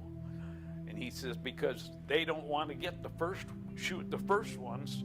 They want to let the first platoon, second platoon, third platoon go by, and then when they get the tail end, then they start from the back and go to the front. So you're not going to get killed first, but you are going to be on your own. So that saved me. So I told him, I'll be a scout anytime, and thought I was really doing a good job. When I got shot, I was a scout, left flank. You're out front. In other words, the guys are coming wherever they're coming from, along the edge of the woods, out across the field, out of some buildings, and I'm in front. And if I see anything, then I gotta holler down or whatever, or say left front, right front, wherever the shooting's coming from. It was a big valley. Mountains on this side, mountains ahead of me, mountains. We had come down a mountain and we're in this flat field, great big huge field, 1,200 men, and they were coming in behind you, and they're all spread out. I was the scout, I could see everything, and I saw machine gun fire from here and here, and then the machine gun fire just crisscrossed that field like that, and the first barrage got me. When I went down on the ground, I threw my hand up like this. That's where my hand was, right? I got shot in the head. I got shot right through here. The bullet stayed in my arm, so it saved me from getting shot in the head. If they would have hit me in the head, wouldn't be here talking to you. They were throwing some light fire at us, like rifle fire, and then they started easing up, and they didn't shoot us or nothing. So I'm green, and I didn't know what was going on. So I hollered up to sergeant. I said, "What's going on?" And he says, "They got us trapped. We can't get out. So they're gonna throw mortars in. Now they got a target. We're in." So pretty soon the mortars started coming in. Kill us all right there if they could. Sergeant says, "Do you know where those machine guns fired from? You're the first one to see them, And I said, "Yeah, I know where they were." I said, "See all that green stuff down there? That's probably little trees and bushes growing out of a creek." And I said, "They're in the creek, big bad, and that's where they're firing from." He says, "You're gonna have to go tell the company commander." I said, "Where's he?" "Well, he must be over by the road, because we got no communication. We ain't got no walkie-talkies or nothing. And just on your own." So I took my overshoes off, because I didn't have any combat boots. I had buckle galoshes. I took the galoshes off and left my rifle, all my ammo, and all my goods, gas mask, everything. So I run across this open field. The only thing in this open field was a few bales of hay. Only they don't bale it. It was they just rake it up in a pile. Well, that ain't gonna stop now. A little pile of straw. I was pretty scared, but I could always run. When I was in school, there was only one guy that could run faster than I could. So I could run. And boy, I took them galoshes off, and when I took off, I ran. Come to that first pile, I thought, well, I'll get behind here. And then I looked up, and it's all loose straw. That ain't gonna stop no bullet, And when I got to the edge of the road, there was a medic waiting for me. And I just dove right in the ditch, And he come right over to help me, and I said, "Where's the company commander? I got a message. I got to get it out." And so he says, you can't run down that road. There's a little blacktop road, ditch on each side, and then it's like the ground was like that. So of course, by this time, where I got shot was starting to get to me. So I got up and I'm running down the road and everybody's hollering at me, get down, get down. And all I could hear was small arms fire. And when I got down to them, here's all my company commanders and all the brass was down there. And I said, a message from Sergeant Haney. And I said, I know where those machine guns are. So about that time, I thought the world came to an end because I was standing up talking to these guys, and one of them reached out, grabbed me by the ankles, and pulled me down. I went down like a telephone pole, you know. And I kind of shook me up a little bit, and he said, "You're going to get killed. Get down here." When I was running with that message, I had an M43 jacket on, and when I got to the road, they were firing a 20 millimeter, and 20 millimeter, if it touches anything, it explodes a little shrapnel. In the back of my jacket, in the back of my neck, all had little pieces of red hot shrapnel, you know, just peppered me. Did nothing to kill me, but just peppered me. And those guys, and they start beating me on the back, and I thought they were saying, "Good job," you know, and here they're trying to put fire out.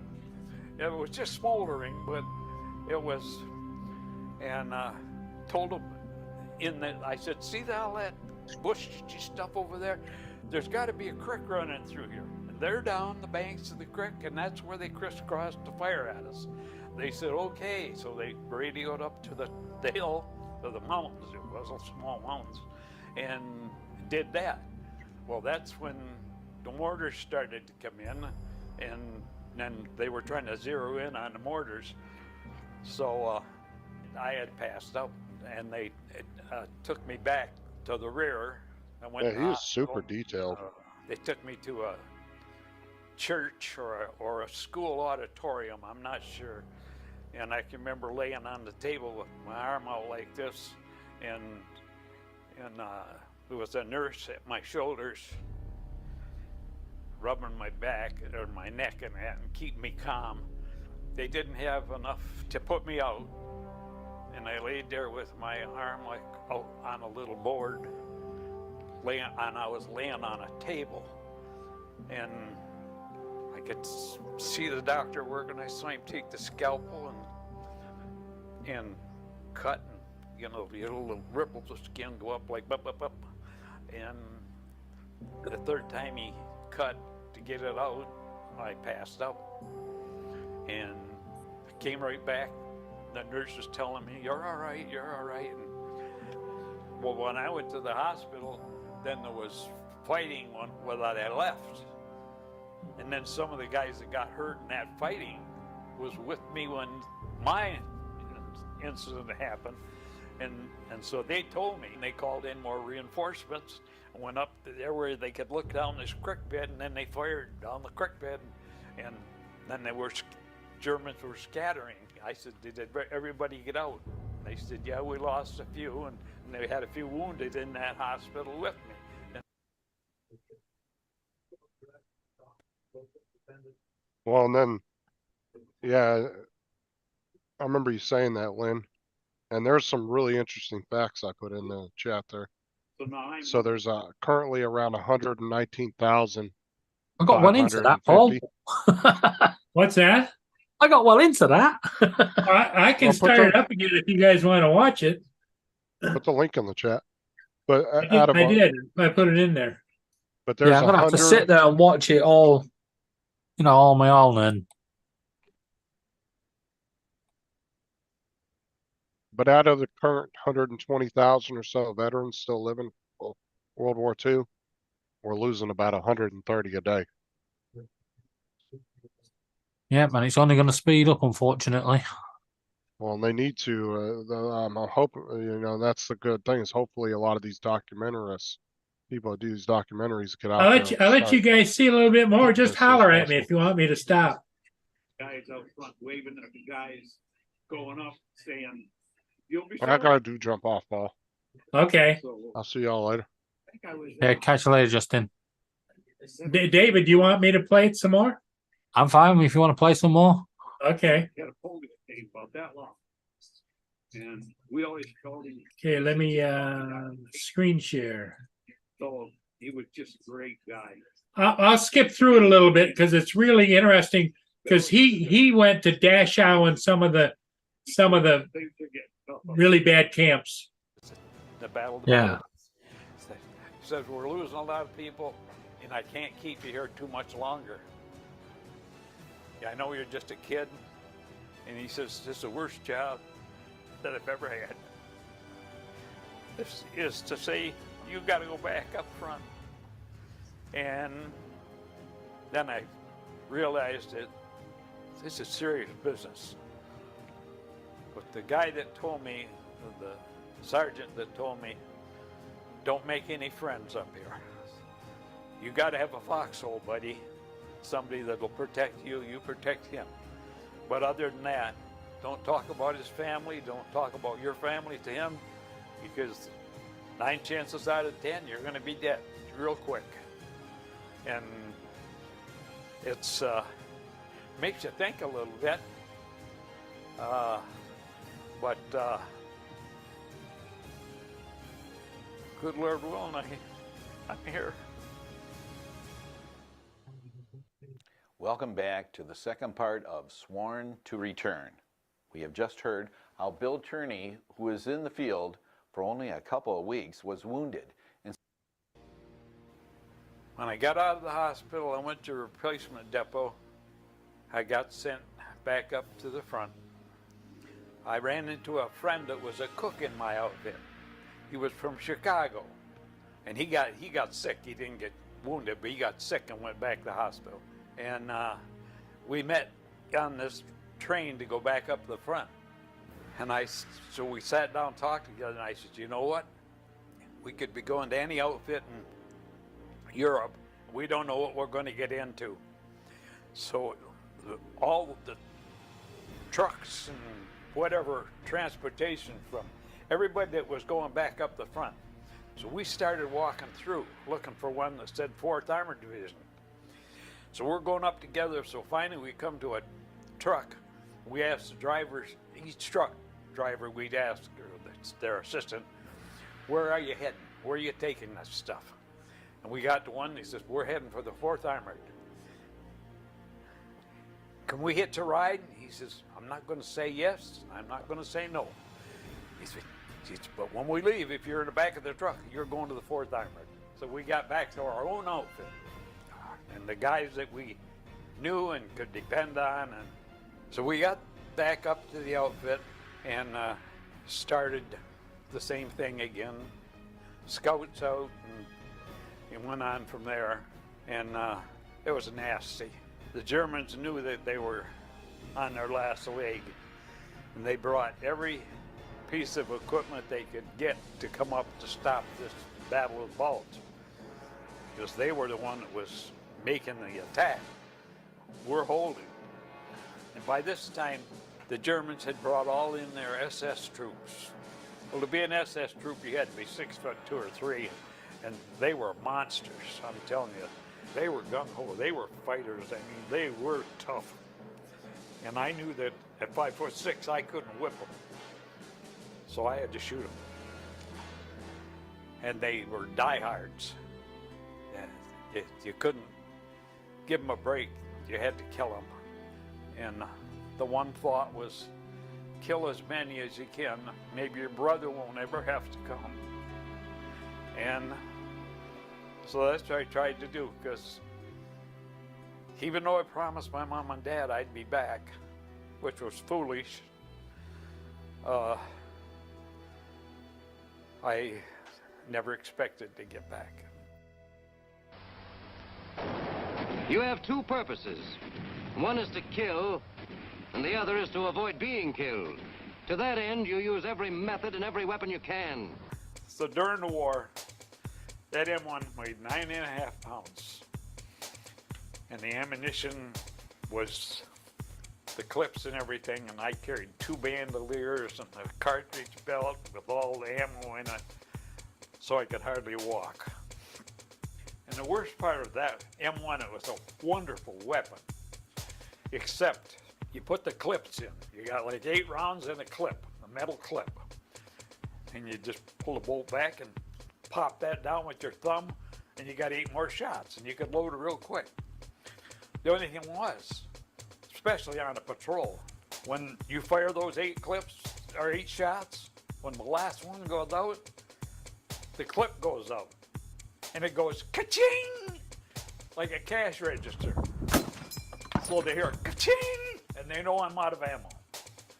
So you got to be able to load quick and have somebody beside you say, I'm gonna lose a clip here in a minute. So he says, all right, I'll wait. And then when I would go ka-ching, then he'd try to protect me, and I'd try to protect him. But that's the only thing I had wrong. The Grand was a wonderful weapon, and I never did qualify with the Grand M1 rifle. I was a P4 shot. I went through the firing line 3 times. The officer come up and my officer, he said, what's he doing? He couldn't hit the broadside of a barn. One day I come into the camp back on my job I was doing, I think it was Sergeant Haney. He says, hey, here. And he went like this, and I saw this object coming at me. And it was a Thompson submachine gun with the wooden stock broke off. All I had was the metal parts. It wasn't, and it held clips, not a drum. It held clips. He says, try this. And then he threw a musette bag at me, and it had a couple of empty clips in it. He says, go get your 45 ammunition, load those up, and he says, next time we go out, he says, you practice, kill as many as you can. And that thing just, you held the clip with one hand up here, and then I had the trigger guard and all that back here. And I learned to take that sucker and start from the ground up. And when the sergeant gave it to me, he said, maybe you can hit something with this. And he says, just one thing I got to tell you. You're probably not going to like it. The one that's firing the most bullets is a target. He says, so when you use that Thompson, you're a target, son. He says, don't you ever forget it. He said, you can shoot a lot of bullets, but you're a target. And I found out pretty quick that that was true. So I did well with it. It was easy to carry, and I had musette bags crisscrossed down my chest, and I must have carried at least 15 or 16 full clips. Each clip had 45 rounds in it, I think. And I could change that thing so quick. And I got through the rest of the war with that. So I got to tell you this. So we got a new second lieutenant to come up. You know, a 90-day wonder. We had a lot of them. And they're going to come up and they're going to win the war overnight. And I shouldn't say that because we did have a few that came in and really fought. We had one first lieutenant that he'd take on anybody or anything. He was always in the front. You didn't have to wait for an officer to tell you what to do because he's at the front leading it. And I would be next to him. And this one, he came up and I was out on doing an inspection, seeing where we were for the night. When I come back and go to the half track, I'd sleep in a half track. The second lieutenant's got his officer sleep in the bag and all this crap in the back of the half track. And here's a whole bunch of guys waiting around just to see what's going to happen because they knew me pretty good. I got up in that half track and they threw all his crap out on the ground, and it was cold and muddy and wet. I threw all out on me. He says, what's going on here, soldier? I said, that's where I sleep. You earn that spot. You can put your sack any place you want it except here. I said, it's going to be you and me right here if you try to pull mine out. And I guess the guys knew that I was up tight. And I don't know if they gave him a look or not, but he didn't bother me. So I proceeded to pick my stuff up, and that's where I'd sleep if it was a half track there. Well, that was dumb, because an armored piece of material, whether it's a tank or a half track, is a target. So I was just a target. But fortunately, I never got, the half track never got blew up during the night like that. I never had any more trouble with that second lieutenant. I mean, he'd probably heard some stories about some of the nasty things I'd done. And I wasn't very big, but I was going to take care of myself and my buddies. During the Battle of the Bulge, the temperature was from 15 to 20 below, almost 18 inches, maybe 19 inches of snow. We're in the Hürtgen Forest, and artillery had been shooting back and forth, the Germans and us. And there's all these trees, these great big boughs were off these pine trees, all pine trees. So when I'm up on line, I'm walking up in 18 inches of snow. I report, I said, you know, William Turney, I'm reporting for duty. Okay, he says, find a place to bed in. That's it. On the Battle of Bulge, we fought in summer uniforms. It was awful. You wake up in the morning and first thing you do is try to grab your feet and rub them, get them warm, because it was cold. And of course, after I was there, they gave me a few tips on what to do, you know. They were a good bunch. I was with a good outfit. We couldn't have anything hot. We couldn't make coffee. We couldn't heat food. We couldn't do nothing. The only thing we had at the time is these little Sterno cans. And we'd try to warm some K rations were in cans. Then they had the rations in the box. No, they were K rations in the box. And you got dry crackers and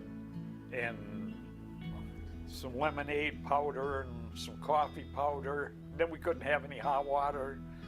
And it was cold. We were cold all the time. So you take your boots and you just make a spot to lay down in all that snow.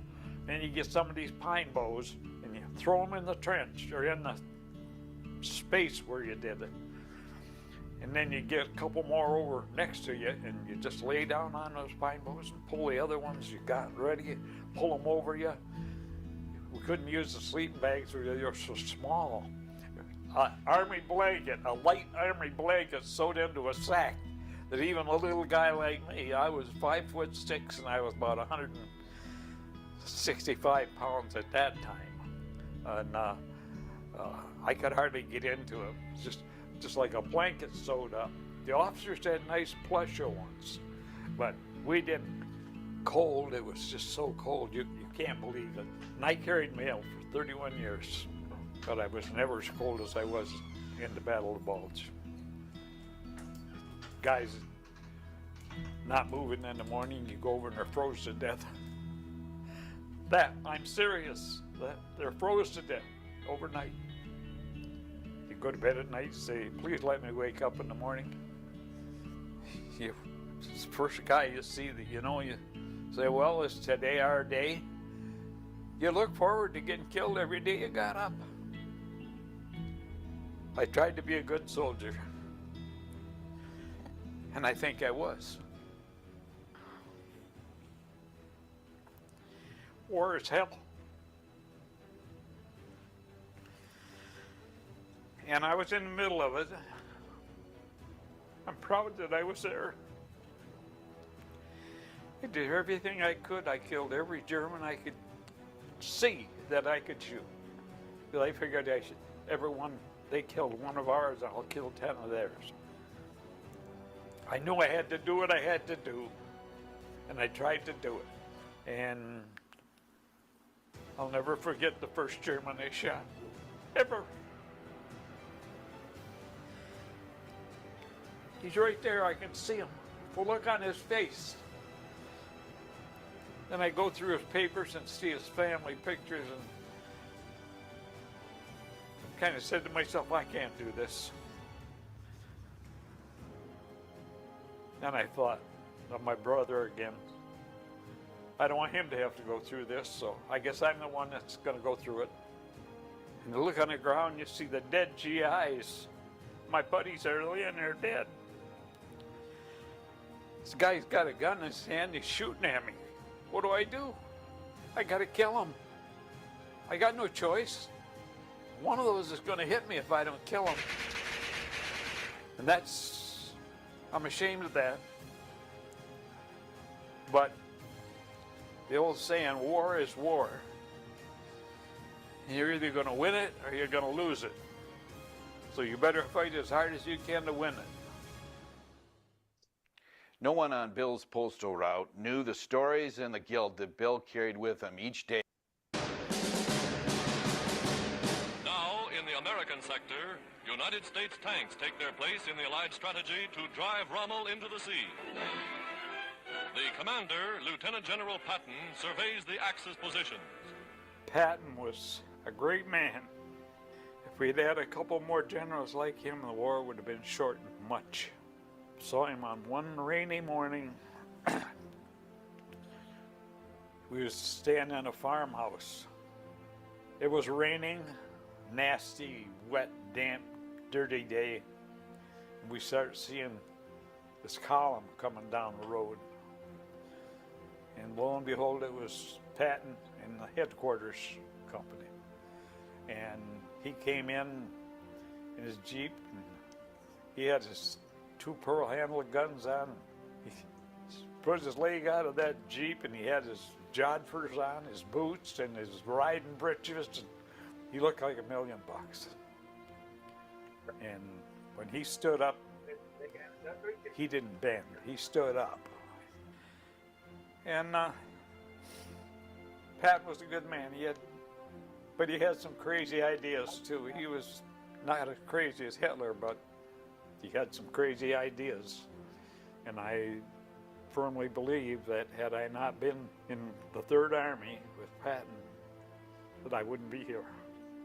I think he loved all of us soldiers, but he knew how to win a war and how to go into an attack. He was a tactician, very good. Like we always used to say, our blood, his guts. He went to war to win, and that's what I felt that I did. So when we'd have to do something as practically impossible that he set up, at least my outfit, my battalion, stood behind him and gave their all. Most of the guys in the war gave their all. It wasn't just my outfit or me or anything. I was just a pebble on the beach, and I really gave everything I had. I definitely wanted to get home.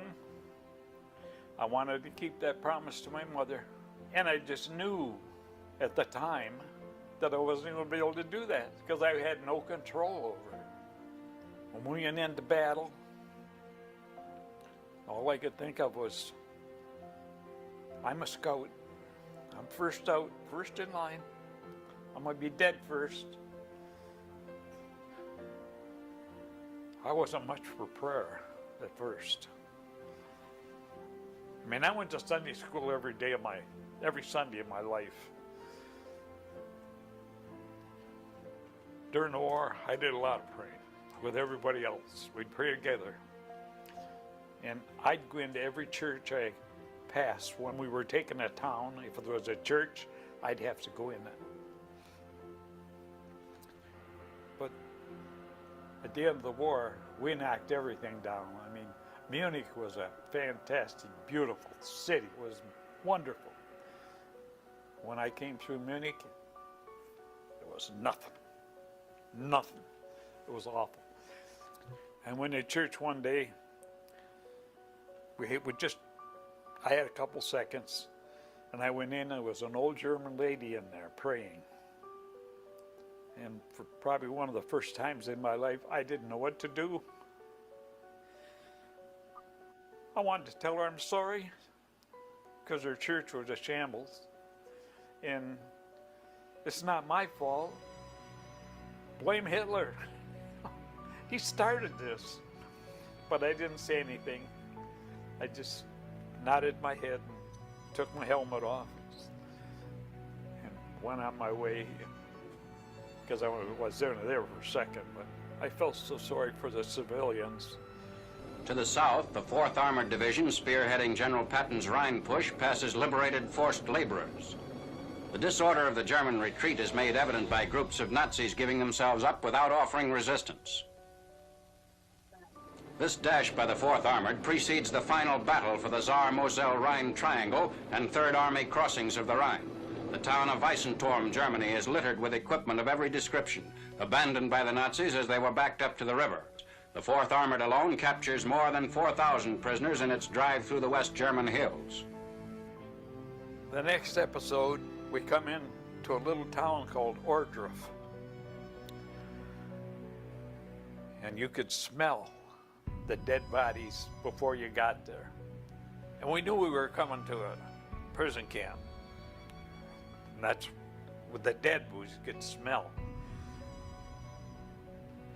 And if you never smelled a dead body, I hope you never smell one. The gag maggot. The guys are all hanging on the wire like this. I can see their clawed hands.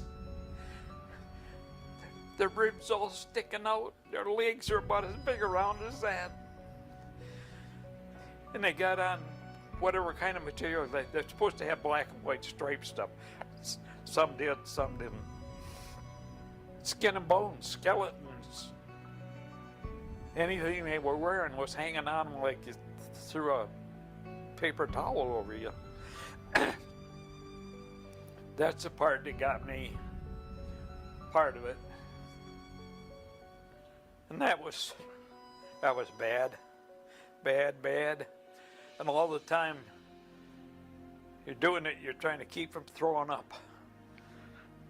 They went with a bulldozer, and they go with the bulldozer and dig it out about 5-6 feet deep, and then throw the bodies in like cordwood, pile them on top of another, and all they were was skin and bones.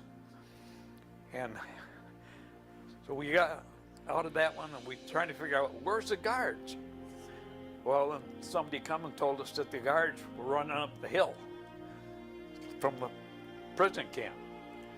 They tried to fight back, but we run them off and killed every one of them as they were trying to go up this hill.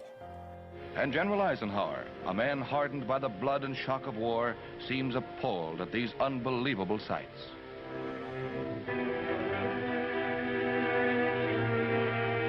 Accompanied by General Bradley on his revolting mission, and also by General Patton, hard-boiled yet visibly moved, the Supreme Commander sees demonstrations of the torture racks.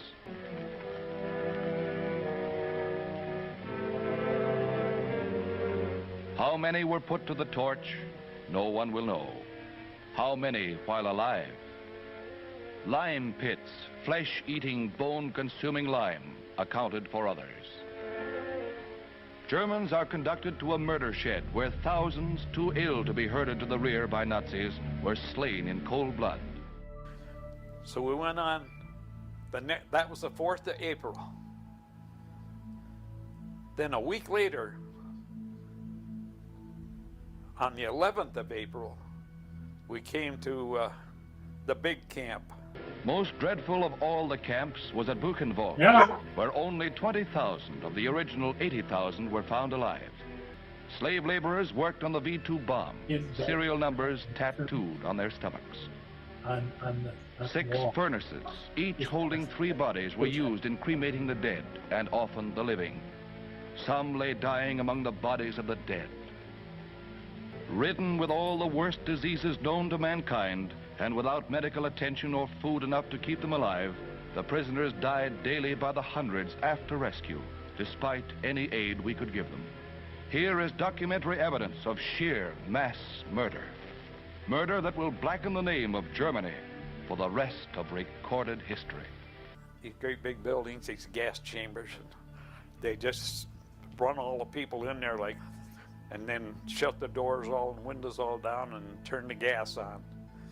And then they'd haul them out of there with tractors, bulldozers, and drop all the bodies and then take them and put them in a new ditch.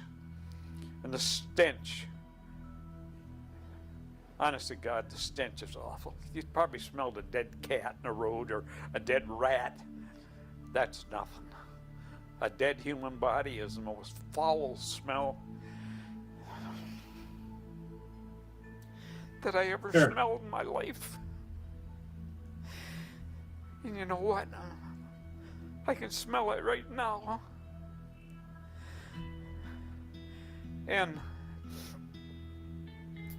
But you gotta keep going.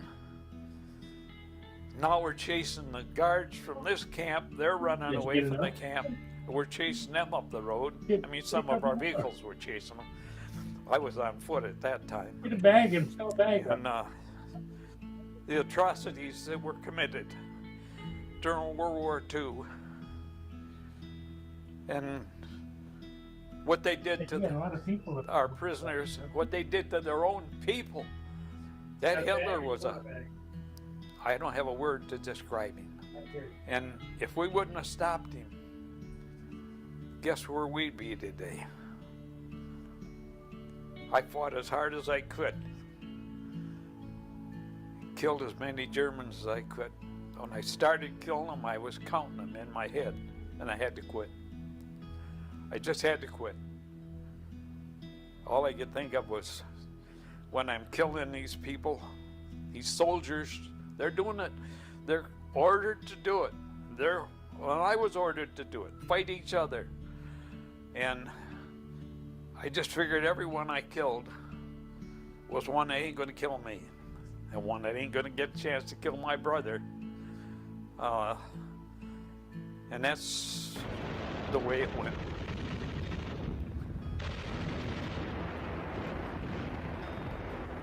The last days of the war, the last couple, we were up by Chemnitz and up higher in the northern part, and we thought we had the town pretty well cleared. And I was sitting in the back of the half track with my Hey, buddy. and All right, you too. we heard this commotion. And there was guys sitting on this side of the half track, and I was sitting on this side. They were looking this way, and I'm looking that way, so we could cover each other's back. And we heard a little bit of a noise, you know. We heard a lady's voice, an elderly lady's voice, like a grandma saying, 9, 9, 9, which means no. And the door broke open, and here comes a kid. I don't think he was 12, 13 years old.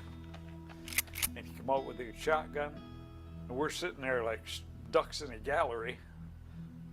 We had no choice. We had to kill him. 12-year-old kid. And those are the kind of things that I have trouble getting over. It was awful. And I thought to myself many times, am I going to be sane when I get out of this war? Welcome back. Even after the war, Bill faced many challenges. It's mad how, after all them years, it still affected them really, really badly. Yes, What they had to live through. It's very obvious, isn't it? And Yeah. I thought, what's going to happen now? We're getting towards the end. An officer comes over and he says, Time to reminder in a few weeks. We'll all be remembering this. Yep. told me I was in charge. But see, I didn't have a big rank. I was only a technician, 5th grade. Didn't want any stripes on my shoulders because they're the ones that had to give the orders to the younger ones, go get killed. And I couldn't do that. I could do it for myself, which I did, but I couldn't look at these younger kids that come in. They were 18, but I wasn't even a buck sergeant, but I was expert in driving a half track. I couldn't drive a tank, but I drove a half track. And with the guns that I was using, I was familiar with them. So went over and 5,000 German prisoners. From the guys we were fighting, 5,000 of them wanted to give up. They didn't want to be killed. But as the war retreated back, their families came from all over Germany to be with them. So we got mothers and fathers and grandmas and grandpas and grandkids and babies. And 5,000 of these people are going to give up to us. And I'm supposed to, one of those 4 of us. So we go up to where we were supposed to pick them up. On the map, it was Hill 264. I had the map. We went out in a half track.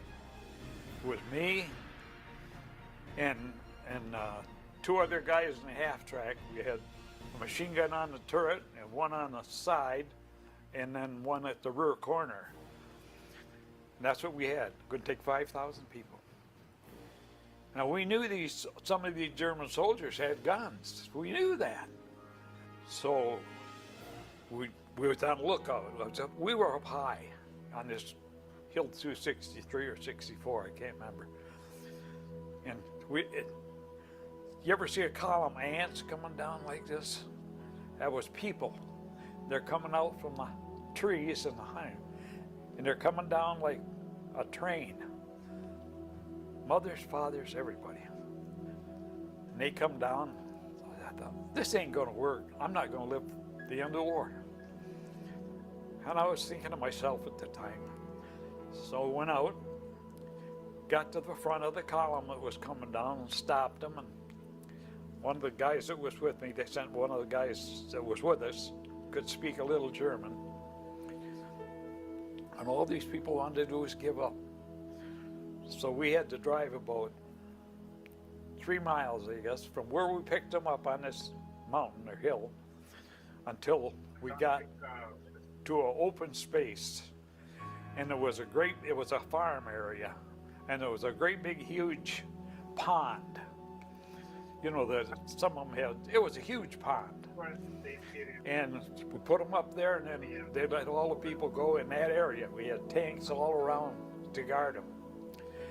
And they hadn't been cleaned up or anything, the people. And the next thing you know, there's kids and grandmas and grandpas all swimming in this water, in this pond, taking baths, and the ladies are washing the babies. And we thought, well, that's good, that's good. So we didn't know what was going on. I was waiting for orders. And I get the orders. We're supposed to turn all of these people with the kids and everything over to the Russians. And we knew the Russians would kill them. Now what do? Are we going to fight the Russians right here and keep these people safe, or what? Just then, Lieutenant comes down and he says, just let the Russians take them. And I said, that's not right. That's not the way it is. We're the good guys. Let them take them.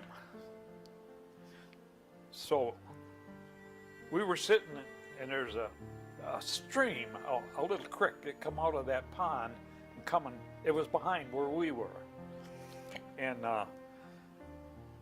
they were using it for a toilet and everything else, so there's all kinds of waste floating in this. All of a sudden we heard the ruckus. We were out there we had our arms and everything, we just didn't know what was going to go on yet, other than we had to give them to the Russians. And we heard pop, pop, pop. And we knew it was a gun because we're all taking cover. And here a German guy, a German soldier, had a small caliber 25 caliber pistol. And it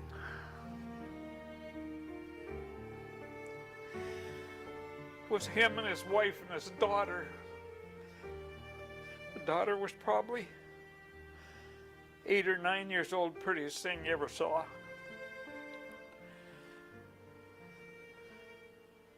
and he shot his wife in the head. He shot the little girl in the head, and he tried to shoot himself in the head. And when he shot himself in the head, he didn't kill himself.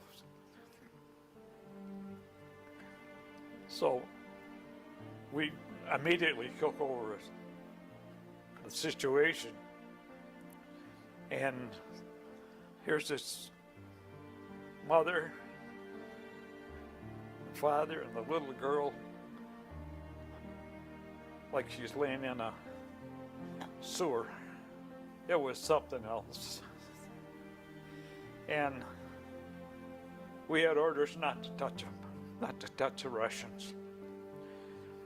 And they were trying to rape every woman that was there. They were animals.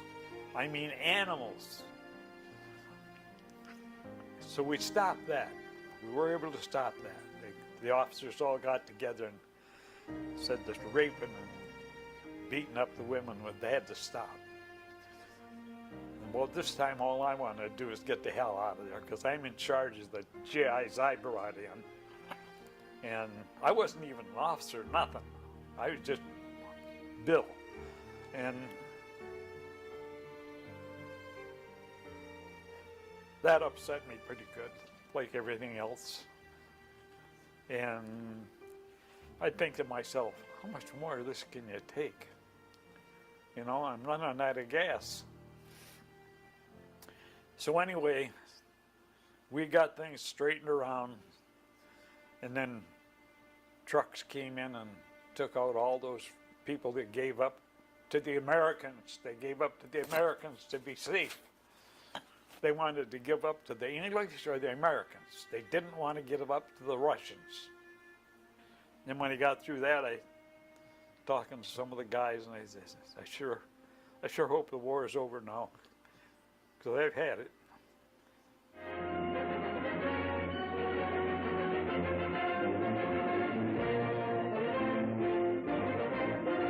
Closely in achieving the victory in Europe. We got up to Port Huron and went up Pine Grove Avenue, and I worked at that gas station, Thomas Street Crossing. Got off the bus, and there was my old boss in his gas station. And there was a few tears there. I went in the gas station, and Uncle George come in, and I don't know if he had seen me or what. And he always loved me. And we hugged and cried. And he says, your mother's just around the corner. She's going to the store. I'll get her. Nellie, Nellie, come here, come here. He's waving. He didn't say Billy, so he just said, come here. I was inside the gas station. And she came in that gas station.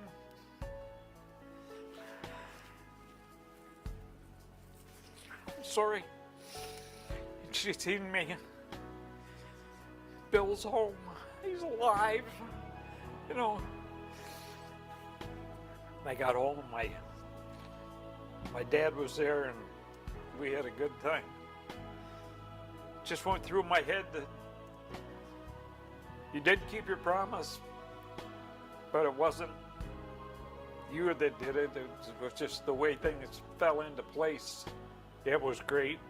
It was so good to be home and see my mom, my brother, my dad, my grandma.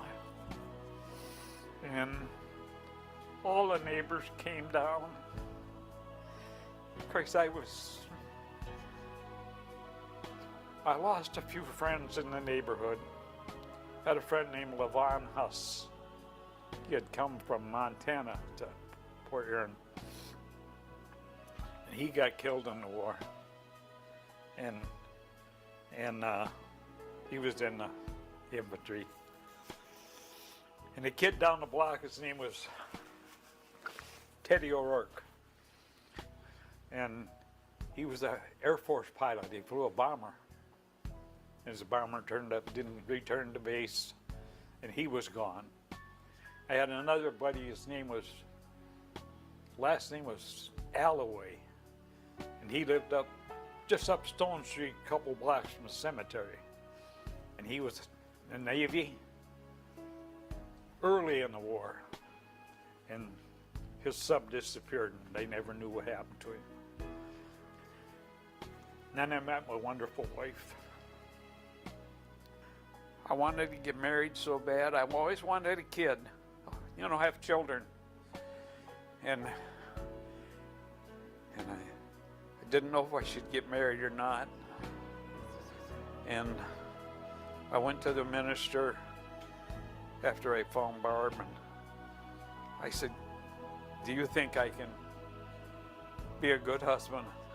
Do you think this war is going to keep on me? And so on. And so they said, and they couldn't tell. So some guys carry it with them, and some guys have to fall off the train. So I got a good woman. She was been with me every day for 71 years. It was just my Barb. My wife brought me through. I have to give her credit for it all. My wife is a great woman. I had a great family. There's Lenny. So proud of their careers. My daughter had they can walk on water. And I have a second daughter that's got MS and lupus. Her life was been bad. And we had a son, Michael. And he's such a good kid, great kid. And I love all my kids to death. So I probably wouldn't be here today had I not had a good family and a good wife. It's not the end of my story yet, but Well, it was a good watch. A timely reminder to everybody. We're all going to remember the sacrifice in a few weeks. Yes, that's true. Here's let me screen share this real fast. Yeah. Do you have Remembrance Day where you are, Paul? Yes, we do. Yeah. What day do you celebrate it? Cut it off a little fast. Here's the end of it. Recipient of Silver Star, Bronze Star, Purple Heart, and 23 other medals. It's a lot of medals.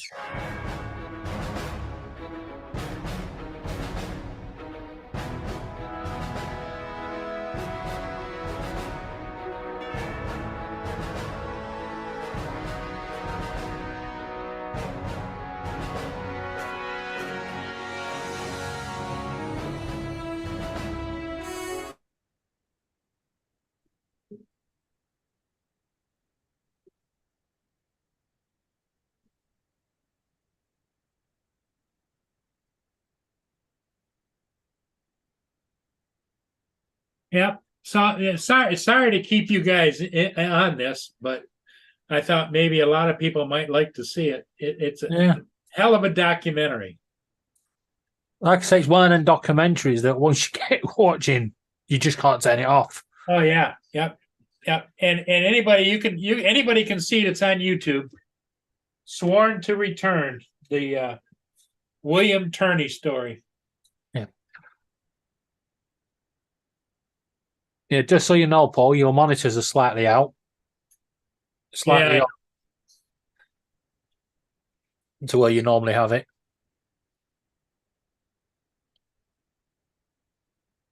Well, see, I'm getting the screen back with the. Yeah. There you go. Now we can see your Pepsi. Yeah. So anyway, I know it's getting late over there. And everybody, hey, thanks for watching. Yep. A lot of people don't know the story behind Lynn and her father and everything that went on. It's just it's something that, once you see that, you'll always remember.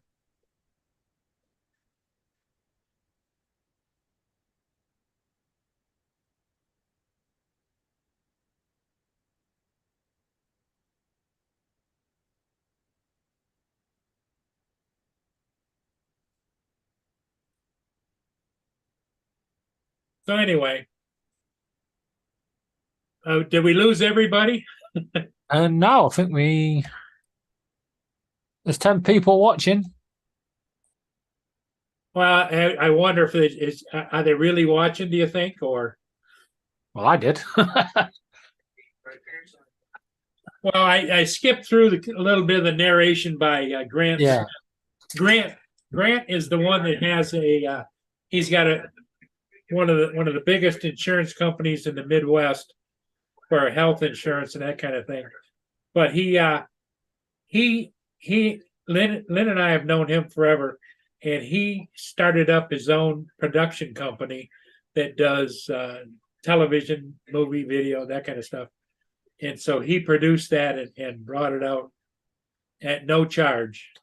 And it's just a great. Yeah. Well, I'm glad he did, because we don't get to see much of that sort of stuff, do we? No, our past is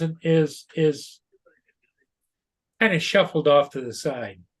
There's only one thing that's ever stuck with me for a long time, and that was 2016, just after the UK voted for Brexit. We was at the bus stop, me and Laura, and this gentleman was struggling with his shopping. And I said, I'll give you a help, carry it home. Yeah, so I picked his bags up, and as we started walking, he said to me, you didn't vote leave, did you? And I said, no, I voted remain. And then he asked, and I said, because the people in the war fought for our freedom. And what more do we have when we can roam around Europe free? Our freedom. Yep. Yeah. And he said, I'm going to let you into a little secret.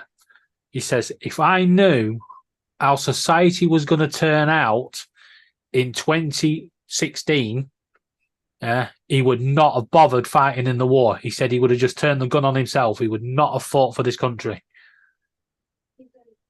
And, that was like, crikey.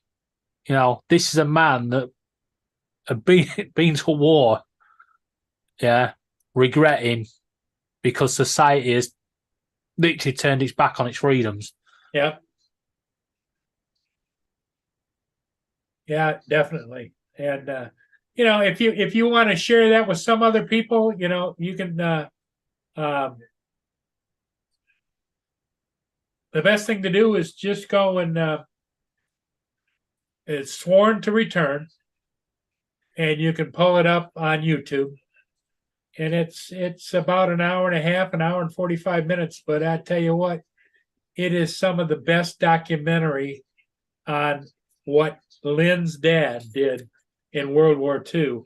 And you can see the emotion in him. Yes, that's what I was saying. You could see the emotion kept coming back. I think it's pretty bad when I remember my birds I've rescued that have passed on.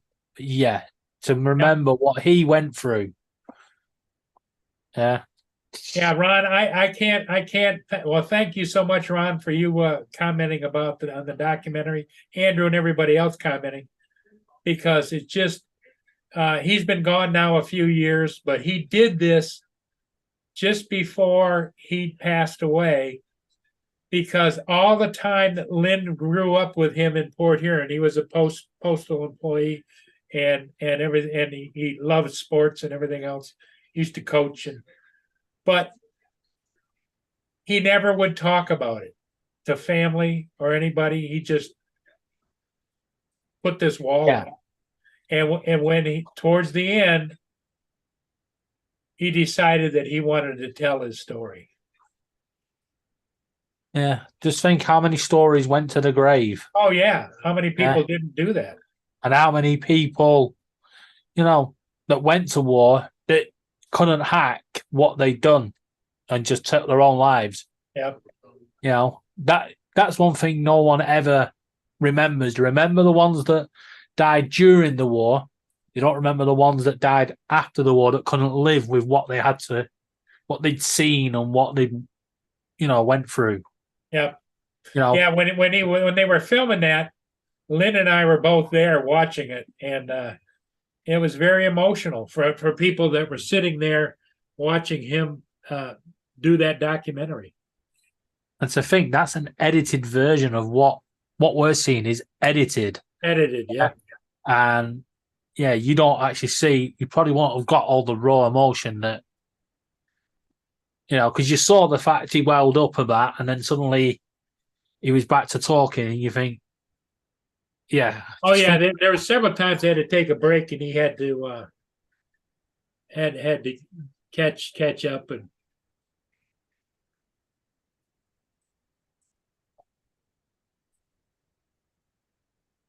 I think that's the thing as well. Like Ron said, the precise memory. There are lots of things that your brain will shut out, but when you start talking and that, it comes flooding back, and then to say it like you was there again, that's hard. Yep. Yep, and they did a hell of a job on that documentary. He did.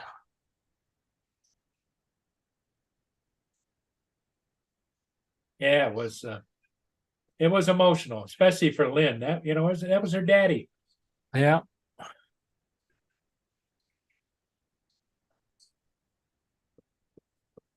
So on that note, I guess we might as well call it a day, huh?